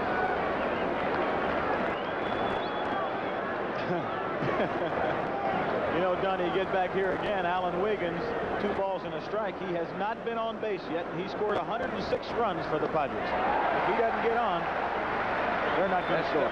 Alan Wiggins is definitely a catalyst on this ball club. When he gets on, he can make things happen. And as you say, Reggie, they have shut him down. He was 0 for 4 yesterday with a double play, and 0 for 2 this afternoon with a double play.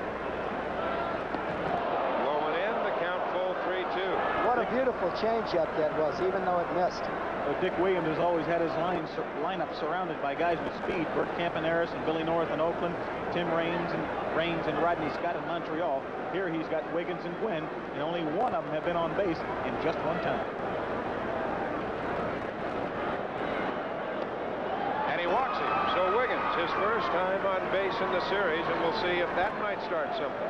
Well, they're 3 runs down, but I know Dick Williams. He's not afraid to take a chance just to get something started. That's about it. Well, it's an awfully nice luxury when you go out there, as Sutcliffe did yesterday, and Trout has done so far here today, scattered 3 hits, 1 in the second, 1 in the third, 1 in the fourth, and never have to work out of a stretch. No, very interesting question I want to ask you, Earl. Right now, you know, you want to maybe play it safe for a run because you haven't been scoring, or do you want to do something different and just try to be aggressive and steal a base? What do you do? Well, I'm not Dick Williams, but I know Dick Williams, and I know that Dick will do it. Myself, I hadn't had a Wiggins on a club. I didn't never have a guy that stole 70 bases. Bumbley, maybe I'd let him go. Paul Blair, possibly, because their base stealing percentage was good, but the percentage has to be in your favor. So in other words, even though you haven't been scoring, you don't mind still being aggressive. Right.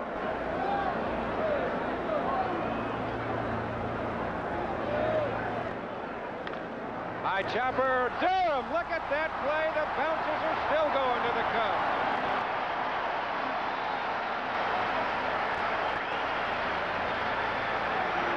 Here we get it, a ball bounced down in that soft dirt that we called it earlier. Durham at the top of the top, as high as he can get.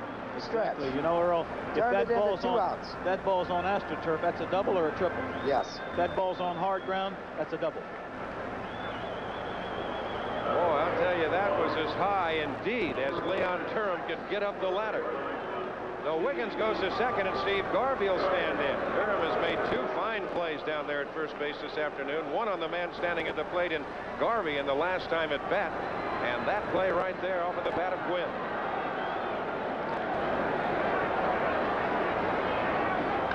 Hard to left. That will drive in a run. Matthews almost handcuffed.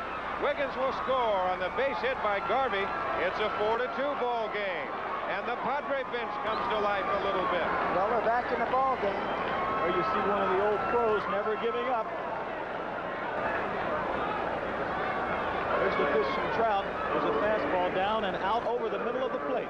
And I'll tell Garvey you, does with it what you're supposed to. Matthews did exactly right there. We can see him. He started to charge the ball. Then he decided, let's keep that runner on first base. He backed up, played it on a big hop like he should, and kept the man from going in scoring position in case it went by. McReynolds to say the first at Sandberg, and Garvey's out at second. The side retired, but the Padres get a run closer. They pick up a run on a hit. We go to the bottom of the 6th inning of play. 4-2, the Cubs on top. Well, if you've wondered what it's like inside of a manually operated scoreboard, our colleague Tim McCarver's in there. And Timmy, reminder, we got a game tomorrow in San Diego, pal. Well, you know, I've made my living behind the plate, and I often wondered what it was like from this end of it, and now I think I know. Could you give the signs from there? I can't even see people from here. Well, we go to the bottom of the 6th inning.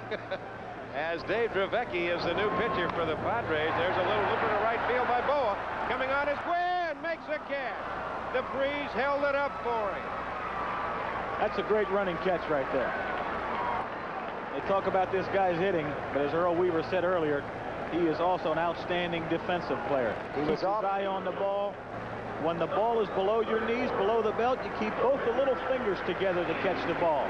You see him put both hands together, both little fingers together. Bingo. I got you.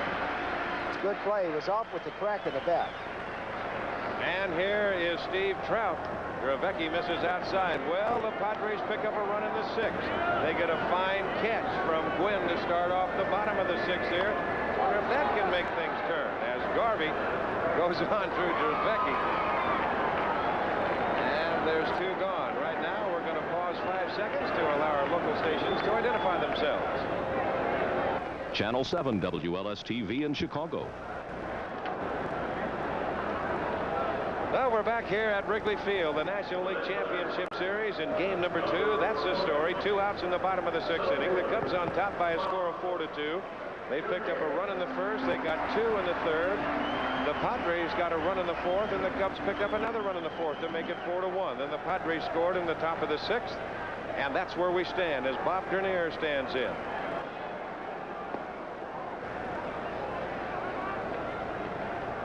You know, a lot of people have said that Dave Dravecky has pitched as well as anybody on this ball club. He's got good stuff. There's a strike in the count, 1-1. Dernier, well, I'll tell you one thing. You talk about catalyst. We're talking about Wiggins. What about Dernier? He has done his job. Whoa, 3 runs scored yesterday and 2 today. Well, he set the tempo yesterday with that leadoff home run, Don. Yes, sir. Well, reminder that the National League Championship Series, an ABC Sports exclusive, is being brought to you by Stroh's and Stroh's Light, proud sponsors of the Stroh's Run for Liberty. Anytime you see a guy with 3 home runs hit a ball almost completely out of the ballpark, it lets the rest of the team know that they can do the same thing. That's right. Hey, if he can get it that far, what can we do? That's hit hard and foul. Don Zimmer getting out of the way.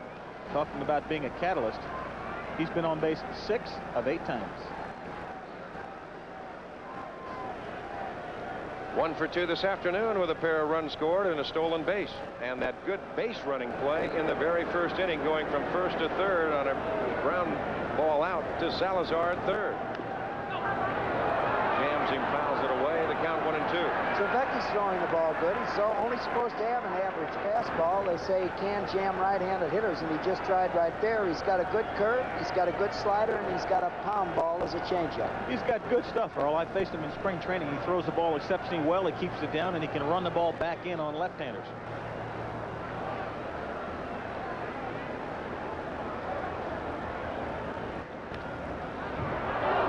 The count remains at 1-2 strike. 2 outs, bottom of the 6th. Okay, gentlemen, what about the umpires so far?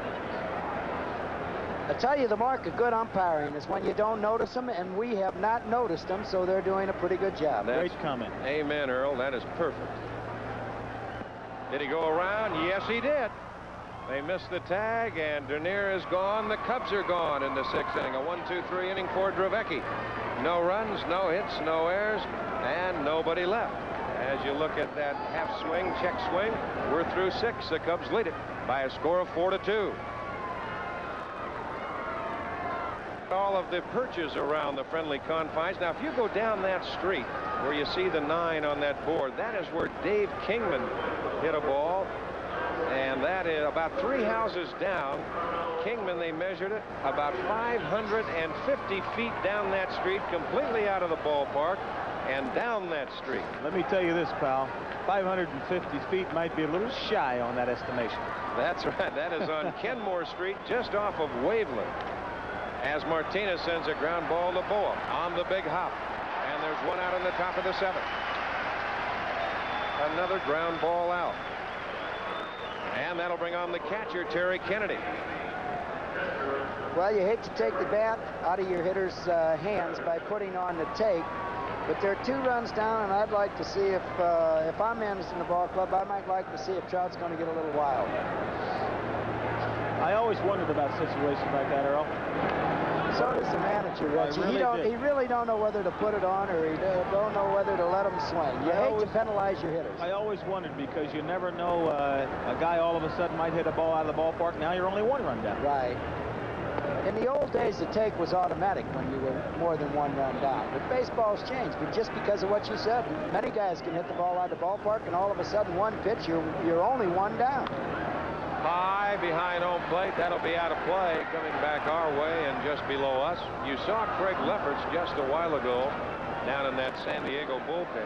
Well, the talk around the batting cage the first day in here yesterday was that they felt they were going to have to get some offense out of Terry Kennedy. He has not swung the bat well this year as he has the last couple of years, driving in only 57 runs this year, 90-some years before, and he has not been pulling the ball in this series here. Got a couple of flyouts to left field. Matter of fact, twice this afternoon, he's 0 for 2. 2 balls and 2 strikes to Kennedy. And they've got one of their 20 home run hitters out of the lineup. And Greg Nettles is on the bench today. Up the middle, easy play for Sandberg. On to Durham. There's 2 gone. Another ground ball out.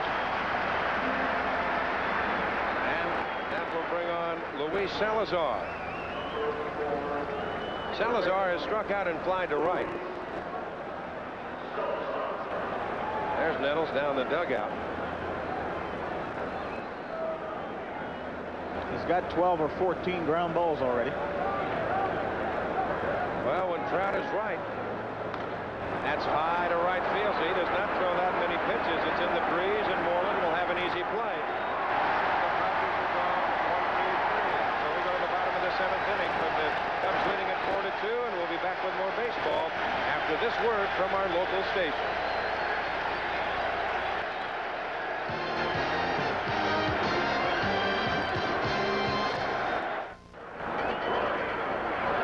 Stretch here at Wrigley Field, and of course you have always the man in the booth, and there he is, the one and only Harry Caray.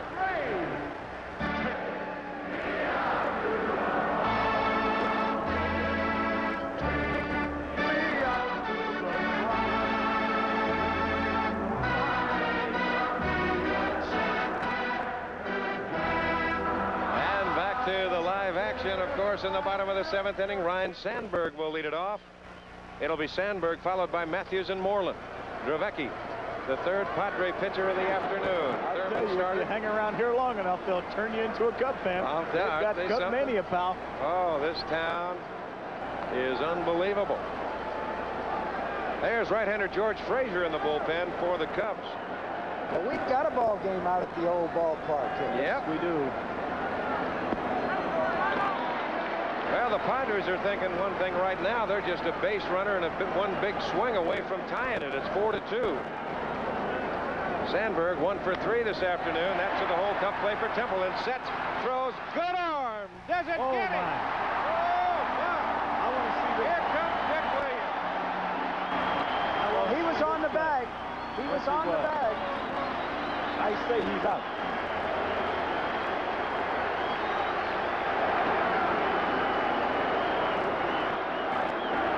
What's the manager going to say in this situation? What can you say? Earl, how can you say something like that? If you don't know, pal, no one does. Here's a hard ground ball hit by Sandberg into the hole. Templeton makes a great backhand play, sets himself, throws, gets rid of the ball quickly, and makes a great throw, a strong throw. He's out, Reggie. It looks like he was out. I think he's out. Yep. We'll get it from another angle. A great We see Garvey on the bag. And he is out. The only thing I thought is maybe Garvey come off the bag, but we can see he's on the bag and he's out. Too bad. No, it'll go as an infield single for Sandberg, and here's Gary Matthews. The first hit off of Dravecki. We might see a little hit and run here. Matthews has bounced to short twice, and he has walked.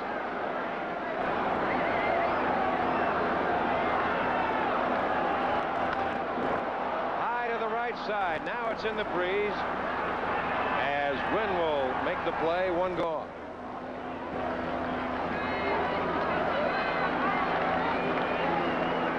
And that'll bring on the right fielder, Keith Moreland. Sandberg at first, Garvey to hold. One out, one on. We're in the bottom of the 7th inning. And the Cubs on top, 4-2. I was surprised Garvey didn't say something. I was too. Moreland has doubled, he's singled and scored, and he's flying to right.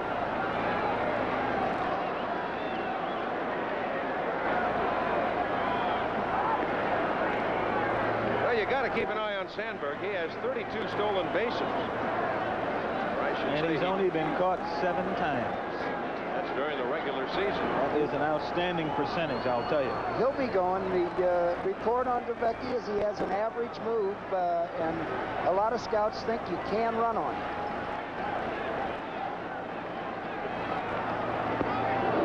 There's a good fastball. It's a little surprising right there to me. You saw Moreland try to turn on that ball. Although the ball was inside, that's the swing he had to take at it, I guess. But you saw him earlier take Mark Thurman to right field. Hit the ball very sharp to right field. It seems as though he would be trying to go to right field again as well. And he's got that big hole over there this time with Garvey holding Sandberg. Well, he'll usually try to go to right field after he gets behind the pitcher in the count. I think he'll take that good, strong swing first pitch or when he's ahead. Good, they got him picked off. Garvey to Templeton. Now Templeton will run him back on a little crazy throw by Garvey. And that will do it. So Sandberg is out 1-3-6 away. Steve threw that just like nothing, all caution to the wind. Well, Sandberg was guessing. He was going the minute Dravecki made a move. He didn't even try to get back. He was on his way. If the ball went to home plate, he had it stolen. If Dravecki went to first base, he's picked off. That's exactly what happened. Well, there's a lot of times when you're going to steal a base, you just are committed and you're going to go and take off. That's what happened there. He got caught with his hand in the cookie jar that time. That's it. Tough play for Wiggins, but he's there to make the catch, and the side is retired. The Cubs are gone in the 7th. We're through 7. 4-2, Chicago. Well, coming up shortly will be ABC's World News Tonight. Let's check in with Peter Jennings to see what stories we'll look at tonight. Well, Don, we've been keeping half an eye on the game because one of the things we have to brace for on World News Tonight is an appearance by our commentator, George Will. I mentioned it first because he certainly qualifies as one of our planet's most devoted Cub fans. On a more serious note, we'll be reporting on the first active FBI agent ever to be arrested and charged with spying for the Soviet Union. And there's also a study in tomorrow's New England Journal of Medicine, which will interest a lot of people. It is on the benefits and dangers of exercise. And we'll have a report on that. Have a good game. Don? Thank you, Peter. As we go to the top of the 8th inning, Gary Templeton leading it off as he has the count of ball and a strike. And Henry Cotto is your new left fielder for the Cubs. And I can guarantee you that Templeton was taking the first 2 pitches, trying to get on base. Now the Padres need 2 to tie.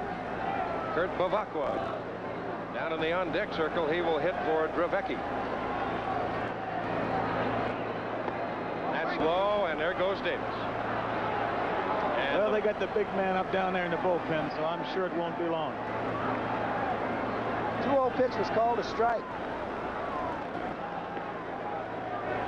There's Smith down in the bullpen. Templeton has bounced to second twice, and here comes Jimmy Fry. He might have already seen enough, Earl. No, I wouldn't think so. Not unless he can take a little time. Well, I'm sure he's not going to hesitate, Earl, to bring the big guy in there. Oh, no. They've got the shadows creeping out there. Only need 6 more outs. And once again, you look at the Goodyear Blimp Enterprise overhead from Pompano Beach, Florida. The pilot is Captain Don Glaskanak from Randolph, Ohio. And a cameraman up there this afternoon, Charlie Mitchell. Boy, they've had some pretty shots. Well, Jimmy's heard what he wants to hear. He's satisfied. Well, what he did was bought a little time there. Let his pitcher in the bullpen get warmed up. Trout's only thrown 69 pitches up to this point, so it's possible that he could go 9 if he stays out of trouble. But he walks Templeton, and indeed, the Padres are one swing of the bat from making this a tie ball game. The second walk of the afternoon.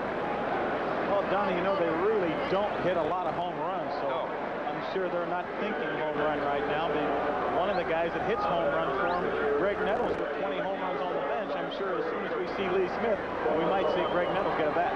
Well, you see Babako with only 1. See that number at Wrigley Field, 4 for 31. The Padres on the year during the regular season only hit 109. So what Dick Williams will try and do right here is try and get some of the rabbits running if he can. Well, Earl, will we get a little cat and mouse right now between managers? It's getting to that point. We didn't have any managerial strategy in the game yesterday, but this one's leading to it. Got it coming now, pal, huh? There's the strike to Babako. Well, you got Templeton at first with good speed. The Cubs on top 4-2. Deacon Jones down in that dugout. There's Jimmy Fry over in the Cub dugout. That ball by him. Trout has reached back and come up with some speed on the fastball. It wasn't a strike. He's back here. That ball is up in the strike zone. Throwing the ball 90 miles an hour in the 8th inning. I knew he could. Outside, the count 1-2. Denier moves in a couple of steps as he looked at the flags in center field. They're blowing right straight in. Moreland straight away and right. Denier fairly shallow center, with Cotto with good speed straight away and left.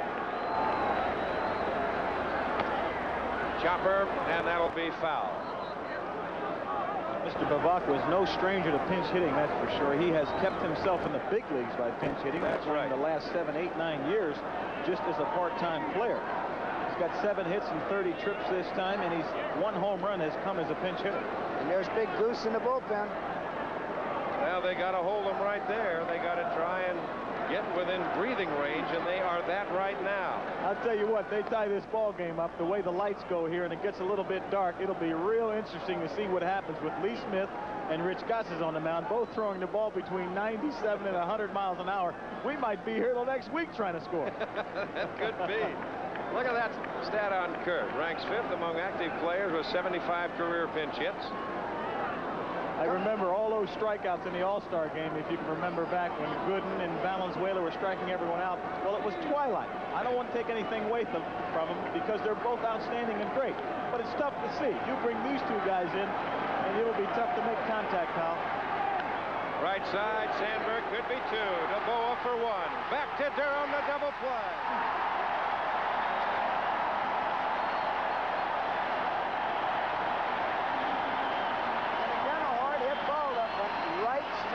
Chicago Cubs. Ron Sandberg right there. No, I was very impressed the way Sandberg handled that ball, Earl. I mean, it hit his glove, and it was like a vice, like a trap. Well, we see it again. Babako hit the ball hard. Ball's hit sharp. Look at that. Bam. Perfect double play ball. They had all the time in the world. Textbook. Take pictures and run that one back. Package it and sell it. How long can things keep going your way? Here's Alan Wiggins, a leadoff hitter. He takes a strike. I'm sure the Cubs are only hoping for another couple hours.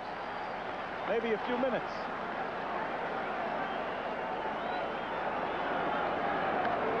Bud and Trout will have a the play. Turns the wrong way, throws wild. Down in the bullpen as it'll go way down the line as Wiggins goes to second base, and he'll hold right there. Steve had the play easy, and he turned the wrong way. Well, no one was expecting that, and Wiggins doing everything he can do to keep everything alive and to get something started like a leadoff man should. You take a look at it again, Earl. Wiggins trying to do anything to get on base. Trout goes after the ball, and being left-handed, turns the opposite way to try to set himself to throw. The ball gets away from him. Bingo. Runner on second base. Not a very good bunt. The ball is bunted hard. Back to the mound where Trout can field the ball, but he loses his footing as he tries to turn around because he's left-handed and make that throw to first base. Here we see it again. He falls down trying to set himself. Now, I wonder if he'd have been better off just completely doing a 360. That's exactly right. He got on the ball in a hurry. The ball was bunted sharply enough. All he had to do was make a 360 and make a nice toss over to Durham. Here's Gwynn. That will take care of it, though, as Cotto is in left field. And that is in 3. So the Padres are turned away in the 8th. No runs, no hits in air. They leave a man. We go to the bottom of the 8th inning. And the Cubs are on top of the Padres, 4-2. Well, indeed, that could possibly happen. One more for the road. They're trying to pick that up here this afternoon. And there's even some of the fans that are happy in the trees. And be sure to join ABC Sports next Monday night for another exciting game on Monday Night Football as Joe Montana leads the San Francisco 49ers against Phil Simms and the New York Giants live at 9 o'clock Eastern Time. New pitcher, Craig Lefferts. And there's a number of people on this San Diego ball club that really think that Craig could be the MVP of this team. Say takes a strike 0-1. Well, he's another pitcher with what they call just an average fastball. His real good pitch is a screwball, especially to right-handed hitters. He can get right-handed hitters out. See his numbers 3 and 4 on the year with a 2.13 ERA. He's the man that the Padres used to go to Gossage. And when I played with the Yankees, they used Ron Davis in that position, and some players are absolutely outstanding at it. Here's the fellow that's done that for the Padres. He really didn't make that Padre ball club until the last part of spring training, and he's done a whale of a job. San Diego bullpen has looked good today. They sure have. Let's take a look at his motion, Don. You know, people wonder why a lot of players don't go into a full motion and that they use a stretch. Well, you usually see it in relievers because they're always coming into the ball game with men on base. And then, from my experience, when I talk to pitchers, it makes them have a little more control. They don't have as much to do. They have better control of their body. Consequently, they have better control of the strike zone. That's to right center field. Playable. Gwynn to the alley. And it's out number 1. Well, we take a look at his motion here. He doesn't go into a full windup. Doesn't have as much to do. He had problems earlier with his control. There you see the stretch, almost a half motion. Consequently, he's got better control of the strike zone. Well, Lefferts, 27 years old, born in Munich, West Germany, now makes his home in Tucson, Arizona. Well, I think that all started, I think it all started years ago with the Yankees with Bob Turley. When they went into that no wind-up thing. Now you see more people, especially the relievers, coming out that way because that's the way they're used to coming into the ball game with men on base, and they stay in that little syndrome. He's actually pitching from a stretch position. Right. Jody Davis with a count 0-1. Shadows start to move out in front of home plate once again. No, there was a fellow that showed so much, Fernando Valenzuela, when he pitched and went toward home, he looked up at the sky. Lefferts looks toward the ground and does it every time.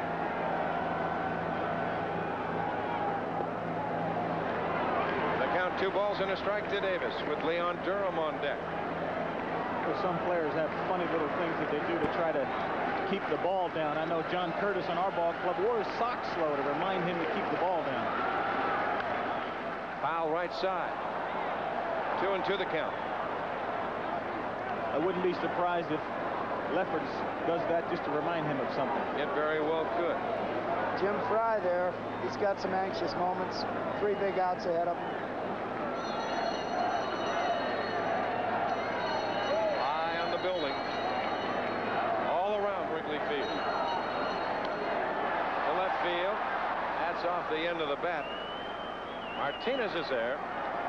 2 gone. That one would not have been gone yesterday. No. Okay, you win, Earl. I'd have got back to the Warner track, though. One thing I'll say about you, Earl, is you never let the home run die. You are a man that's in love with the home run, which means I know I could have played for you for a long time. Here's Leon Durham, 0 for 3 this afternoon. But he's made a couple of sparkling plays at first base that have really, and what you might say could have been key outs in this ball game. True, true. The high hopper definitely was a key out. That's first and third if it gets over his head. The same way with the play on Garvey. 2 balls and no strikes. Garvey's ball in the 4th and Gwynn's ball in the 6th. If you're looking to the Padre 9th, and you will have that coming up, Garvey will go to the bag. It'll be Garvey, McReynolds, and Martinez. So we are through 8 from Wrigley Field with the Cubs leading it by a score of 4-2. And we'll be back after this message and a word from our local station. On Monday Night Football, the undefeated San Francisco 49ers, led by Joe Montana, clash with Lawrence Taylor and the New York Giants, starting at 9 Eastern on ABC. I am here with Governor Jim Thompson, the governor of Illinois. Why no friendly wager with Governor Duke Magian in California? Well, I made the offer. I bet him a day of salmon fishing on Lake Michigan, but I think he probably knows the Cubs are going to do it, and I think he probably doesn't want to admit that there's great fishing anywhere but California. So I'll try again when I get out there tonight. I suppose a lot of hooks in the 9th inning. Back to the booth with Don Drysdale. All right, Timmy, thank you, and thank you, Governor, as Garvey takes a strike to the roar of the crowd. That is only the 79th pitch of the ball game thrown by Trout. Trout traded from the White Sox, and Dallas Green told Billy Connors, this is your project. And indeed, he's made that quite a project. Connors then spoke to Jack Tye, who said Steve had a great arm just like his dad Dizzy. If he likes you, he'll run through the wall. Well, evidently, there must be an admiration society there somewhere. Over the last 2 winters, Don, Steve Trout has been to Florida to see Billy Connors in the offseason. Well, he's learned to pitch. With the White Sox, he was more of a thrower. Right back to Trout. To Durham, 1 goal. And that'll bring on Kevin McReynolds. You know how I like to see my pitcher grab the ball, run to first base, and give that first baseman that easy throw rather than to do anything else. How about the first out of every inning, Earl? Oh, that's a big one with a 2-run lead. Yes, sir. Here's Kevin McReynolds. Bounces short in a line drive sacrifice fly was a fielder's choice. Well, Billy Connors told Steve Trout that if you don't mature with your attitude, then you're just going to be a fringe guy and go from club to club. 1 ball and no strikes. Don't forget Game 2 of the American League Championship playoffs coming up tonight from Royal Stadium. The Tigers and the Royals. That'll be 8 o'clock Eastern, and we will be back with you tomorrow night from Jack Murphy Stadium in San Diego. Game 3 of these National League Championship Series. That'll be 8 o'clock Eastern. No, I can tell you as a ball player, when the crowd gets going and all the adrenaline gets pumping, it certainly does help a ball player. I'm sure that it's going to help Steve Trout here in this 9th inning. Well, Jody Davis just ran out and told Trout to don't get fined now. We cannot get hurt until a man gets on base. That's outside. 3-1 the count. Sometimes the harder you want to throw a strike, the harder it becomes. Well, I'm sure he's excited right now. Time call. That's high, but time was called. Oh, my, oh, my. Time was called. Third base umpire called time, and Boa spotted it, and so did Jody Davis. We might be back to a 3-1 count and nobody on base. That's exactly what it is. You're going to get a rhubarb here. Instead of the tying run coming to the plate, there was no pitch.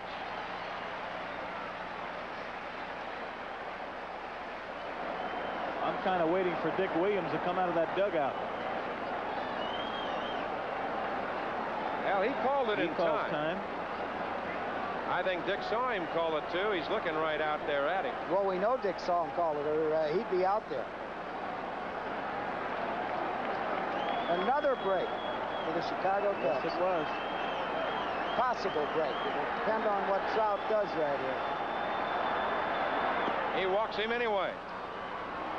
So McReynolds is aboard, and that'll bring on Martinez. Now you look from one dugout and you look to the other one because you look for Jim Fry. He's not going to hesitate. And you're going to see Jim Fry. And you've got the big right-hander Lee Smith in the bullpen. Trout did not throw that last ball well at all. Seemed to aim it. And they won't even have a conversation, so they'll have a pitching change with a break in the action. 1 out, top of the 9th. The tying run at the plate, 4-2 Chicago. Now there's an anxious Sandra Trout right now, hoping that the big man on the mound, Lee Smith, can do what he's done so well all year long and pick up a victory for her husband here this afternoon. You see Lee, 69 appearances on the regular season, 33 saves, a record of 9-7, and a 3.65 ERA. So we have another switch. Davy Lopes has moved into play right field, so you might have a little double switch right here.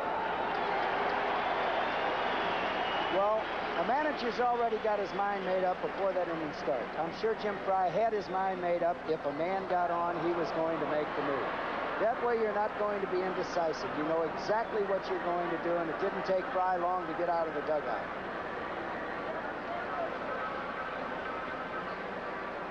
It'll be Martinez, the scheduled hitter, with Kennedy on deck.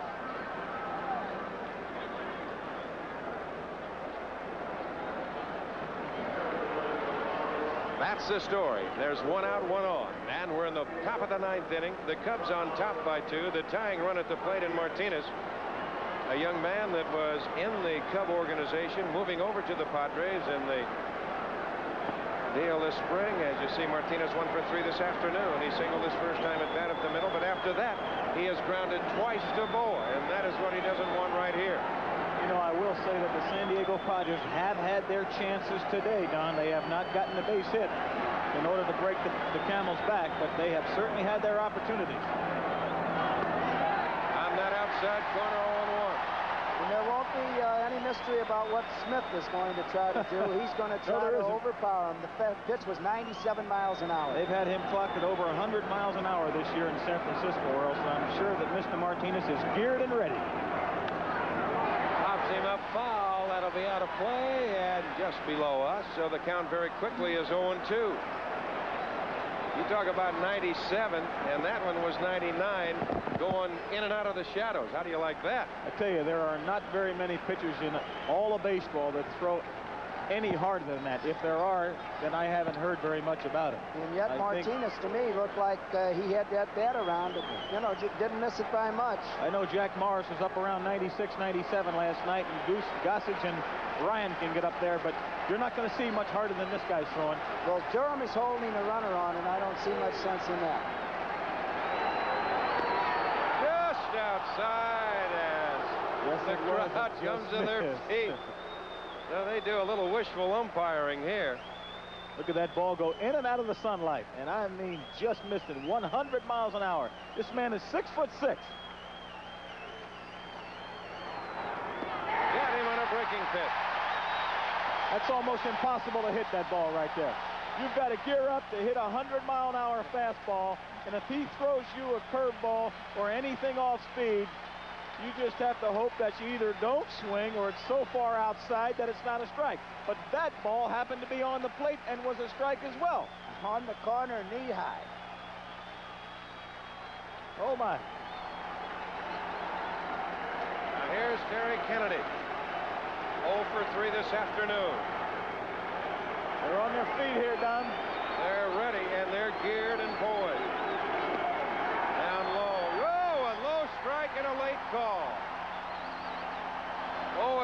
strikeout. That was not a good pitch.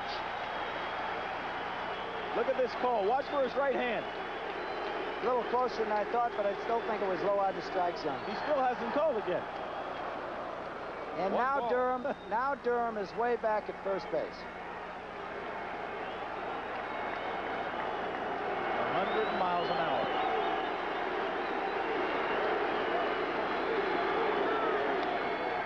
Out of play left side. And now he's got him in a hole, a ball and 2 strikes.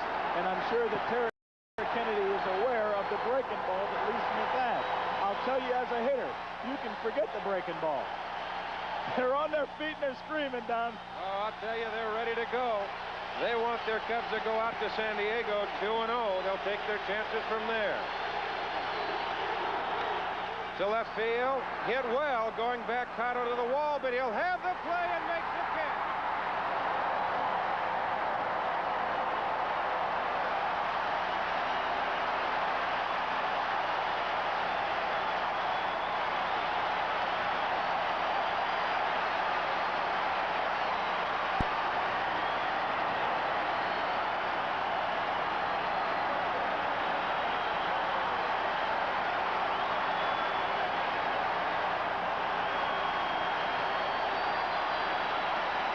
So the congratulations for Lee Smith as he saves it for Steve Trout, who pitched a whale of a ball game.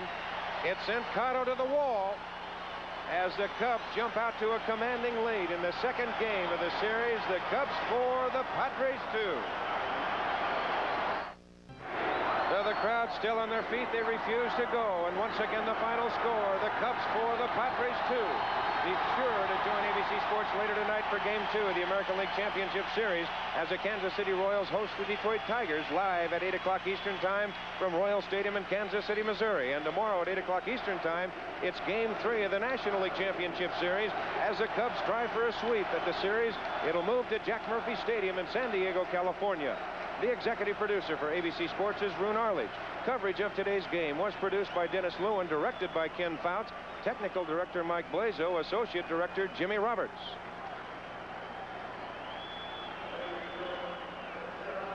Stay tuned for ABC's World News Tonight with Peter Jennings. This ABC Sports exclusive has been brought to you by Chevrolet. Drive today, Chevy. Live today, Chevy. By Stroh's and Stroh's Light, proud sponsors of the Stroh's Run for Liberty. By Prestone 2 Antifreeze, America goes with Prestone. And by RCA, creators of video technology that excites the senses. Blimp provided by Goodyear Tire and Rubber Company. Travel arrangements made through and a promotional fee paid by United Airlines. You're not just flying, you're flying the friendly skies. This has been a presentation of ABC Sports, and we'll be back to talk with some of the Cubs right after these words.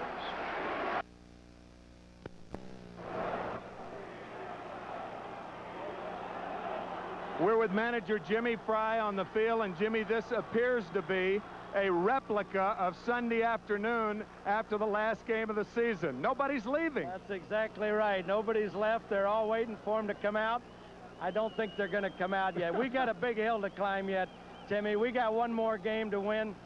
We win one more game, we'll have a lot of chances to do some celebrating. You obviously remember back in 1982 when California won their first 2 games at home and went to Milwaukee and lost 3 in a row. And some others. I can remember some World Series where we thought we had people buried and they come back to beat us. So until you get that last out, you ought not to be celebrating. And the same rotation is going to stand pat for San Diego? I'm going to go with Eckersley, probably Sanderson in the 4th game now. No thoughts of coming back with Sutcliffe in Game 4? Well, I don't have to be specific now, so I'm going to hedge a little bit. We'll see how it goes. And we'll see how it goes back with Don Drysdale in the booth. Donald? Thank you very much, Timmy. And right here with me is Richie Phillips, of course, the representative for the Major League umpires. And Richie, can you tell us what is happening so far? Well, I had a 3-hour meeting with Bobby Brown last night, the president of the American League, and this afternoon, right after the ball game, I'm going to be meeting with Chub Feeney. I'm making every effort that I can to try to bring this thing to the ultimate resolution. I need some cooperation from the baseball people. And I think that at some time they're going to come to a realization of the contribution that the umpires make to the game, and they'll compensate them accordingly, Don. I think the biggest story that we have heard down on the field from the players is, why did they wait this long? How could this happen? I don't know why they've waited this long. I think they're stonewalling us to give a message to the players because they've got the player negotiations coming up this year. They're very concerned about it. They just negotiated the $200 million a year TV package. The players are looking for a third of that, and they realize they've got a big battle ahead, and they want to show the players how firm and tough they are. In other words, you think this is a showcase to the players that they will be firm here and it will not have any effect, they will not cowtail, you might say, to them on their negotiations? There's no question about that, Don. They feel as though if they capitulate to the umpires, it's going to be a signal to the players that they're wide open for the players that come after them hard. I think if they can show that they're going to stonewall us here, they give a message to the players that they're going to be tough in the negotiations next year. Well, Richie, good luck in your negotiations. We hope you get it settled very quickly. I hope so too, Don. I'd like to see our guys get back out there umpiring. I'd like to see quality baseball. The American fans deserve it. Thank you very much. Right now, let's go back down to Tim McCarver. Don Drysdale, before this interview started, Steve Trout told me that it could have been better today. How in the world could you have pitched any better? Well, I wanted to go 9. I wanted to go the distance because it means something to me right now, but I was not pitching aggressively in the 9th. I was aiming the ball, and I just couldn't throw it for a strike. I think Jody was trying to get me to stay tucked, and I thought my mechanics were real good, but I just didn't have, I wasn't aggressive. I was trying to spot the ball too much, and I think I got a little out of my game plan, what I was doing for 8 solid innings, and I was aiming the ball, and, you know, I just couldn't throw a strike. Why did it mean that much more to you to have a complete game today? Well, because I didn't pitch that many complete games last year, and it's important for me to stay out there for the duration of the game because I've trained real hard for everything, and I know that I can go it. And this is something special because I had a lot of friends in the stands. And, of course, I guess you did what you wanted to today by keeping the ball in play on the ground. You only struck out 2, but you only walked 2 also, but you made the Padres put the ball in play on the ground. Yeah, the walk to Wiggins, it really hurt me, and he ended up scoring, and that's going to be the case most of the time. But my game is just to let him hit ground balls and let Rhino, and hopefully they hit it to somebody. You know, I've had games where they've hit the plate and bounced up, and I've let a few runs in. But basically, I'm taking my chances with my ground ball, and hopefully they hit it to somebody. And with Rhino and Boa playing up the middle, you know, those two guys are extremely defensive players, and along with their offense. But still, I got to take my chances with that. Steve Trout took his chances today in an 8 1/3 inning, striking out 2. And allowing only 2 runs as the Cubs beat the Padres 4-2. Now let's go back up to the booth to Don Drysdale. Well, thank you very much, Timmy. And, of course, when you look at this crowd, and if you've witnessed any of these crowds around Wrigley Field throughout the course of the year, you will notice that they just don't leave. They stay, they linger, they enjoy, they savor. It's been 39 years since they've had a chance to do anything. As a matter of fact, it was really almost 39 years to the day that they picked up their first victory, and that was in the 1945 series against the Detroit Tigers. So you've got to know that, guys. Earl and Reggie, you've got to appreciate that fact. Well, I certainly can appreciate what Steve Trout is talking about. He was talking so fast and trying to get so many things in because he's just surely excited the way this crowd has been reacted, the way the Cubs have played. And it shows when he starts to talk, he's just trying to say 4 or 5 things at one time. That's because they're winning. Well, he did a tremendous job on the mound today. I don't know how he could expect to have pitched any better. I thought he pitched an outstanding ball game. He stayed within his game plan. A couple times during the ball game, we saw him start to overthrow, but regained his composure, kept the ball down. Again, I say that the man throws over 90 miles an hour. He can go by some hitters up when he's pitching well, and he did today. You know, when he was in the American League, he threw just as hard as he did today, 94, 95 miles an hour once in a while, but he would get flustered. He would lose control. They say since he has gotten married, since he has talked to the new pitching coach here, Billy Connors, he's been down to Florida a couple times to get his game together. I saw today that he does have his pitching game together. Well, don't forget, he did indeed have that game together, but tonight it'll be game 2 of the American League Championship Series from Royal Stadium in Kansas City, Missouri. It'll be the Tigers and, of course, the Kansas City Royals. And don't forget, tomorrow night will be coming your way 8 o'clock Eastern. Tonight is 8 Eastern. Tomorrow 8 Eastern with the National League Championship Series That is game 3, and the Cubs, of course, will be trying to close it out right there. But I've just got a gut feeling that the Padres, when they get back home in their own ballpark and they get their own fans behind them, as we've witnessed here this afternoon, they're going to have some things to say. I think they're not going to just roll over. It will not be that easy. I certainly agree with you, Don. You know, when a lot of the Cub hitters leave this particular ballpark here in Wrigley Field, they're not quite the same. Leon Durham, a man with 23 home runs, hit 19 here and hit 326 here, hit only 228 on the road. Well, it's going to make a difference. Now I think we'll be seeing Eric Schau in the 4th game. If there is a 4th game Saturday, Fry hedged a little bit. He's got a little something to play with, and he can afford to give Sutcliffe that little extra day. Well, don't forget to stay tuned for tonight's game, the Royals and the Tigers from Kansas City. For Reggie and Earl and Tim, I'm Don Drysdale saying good afternoon from Chicago.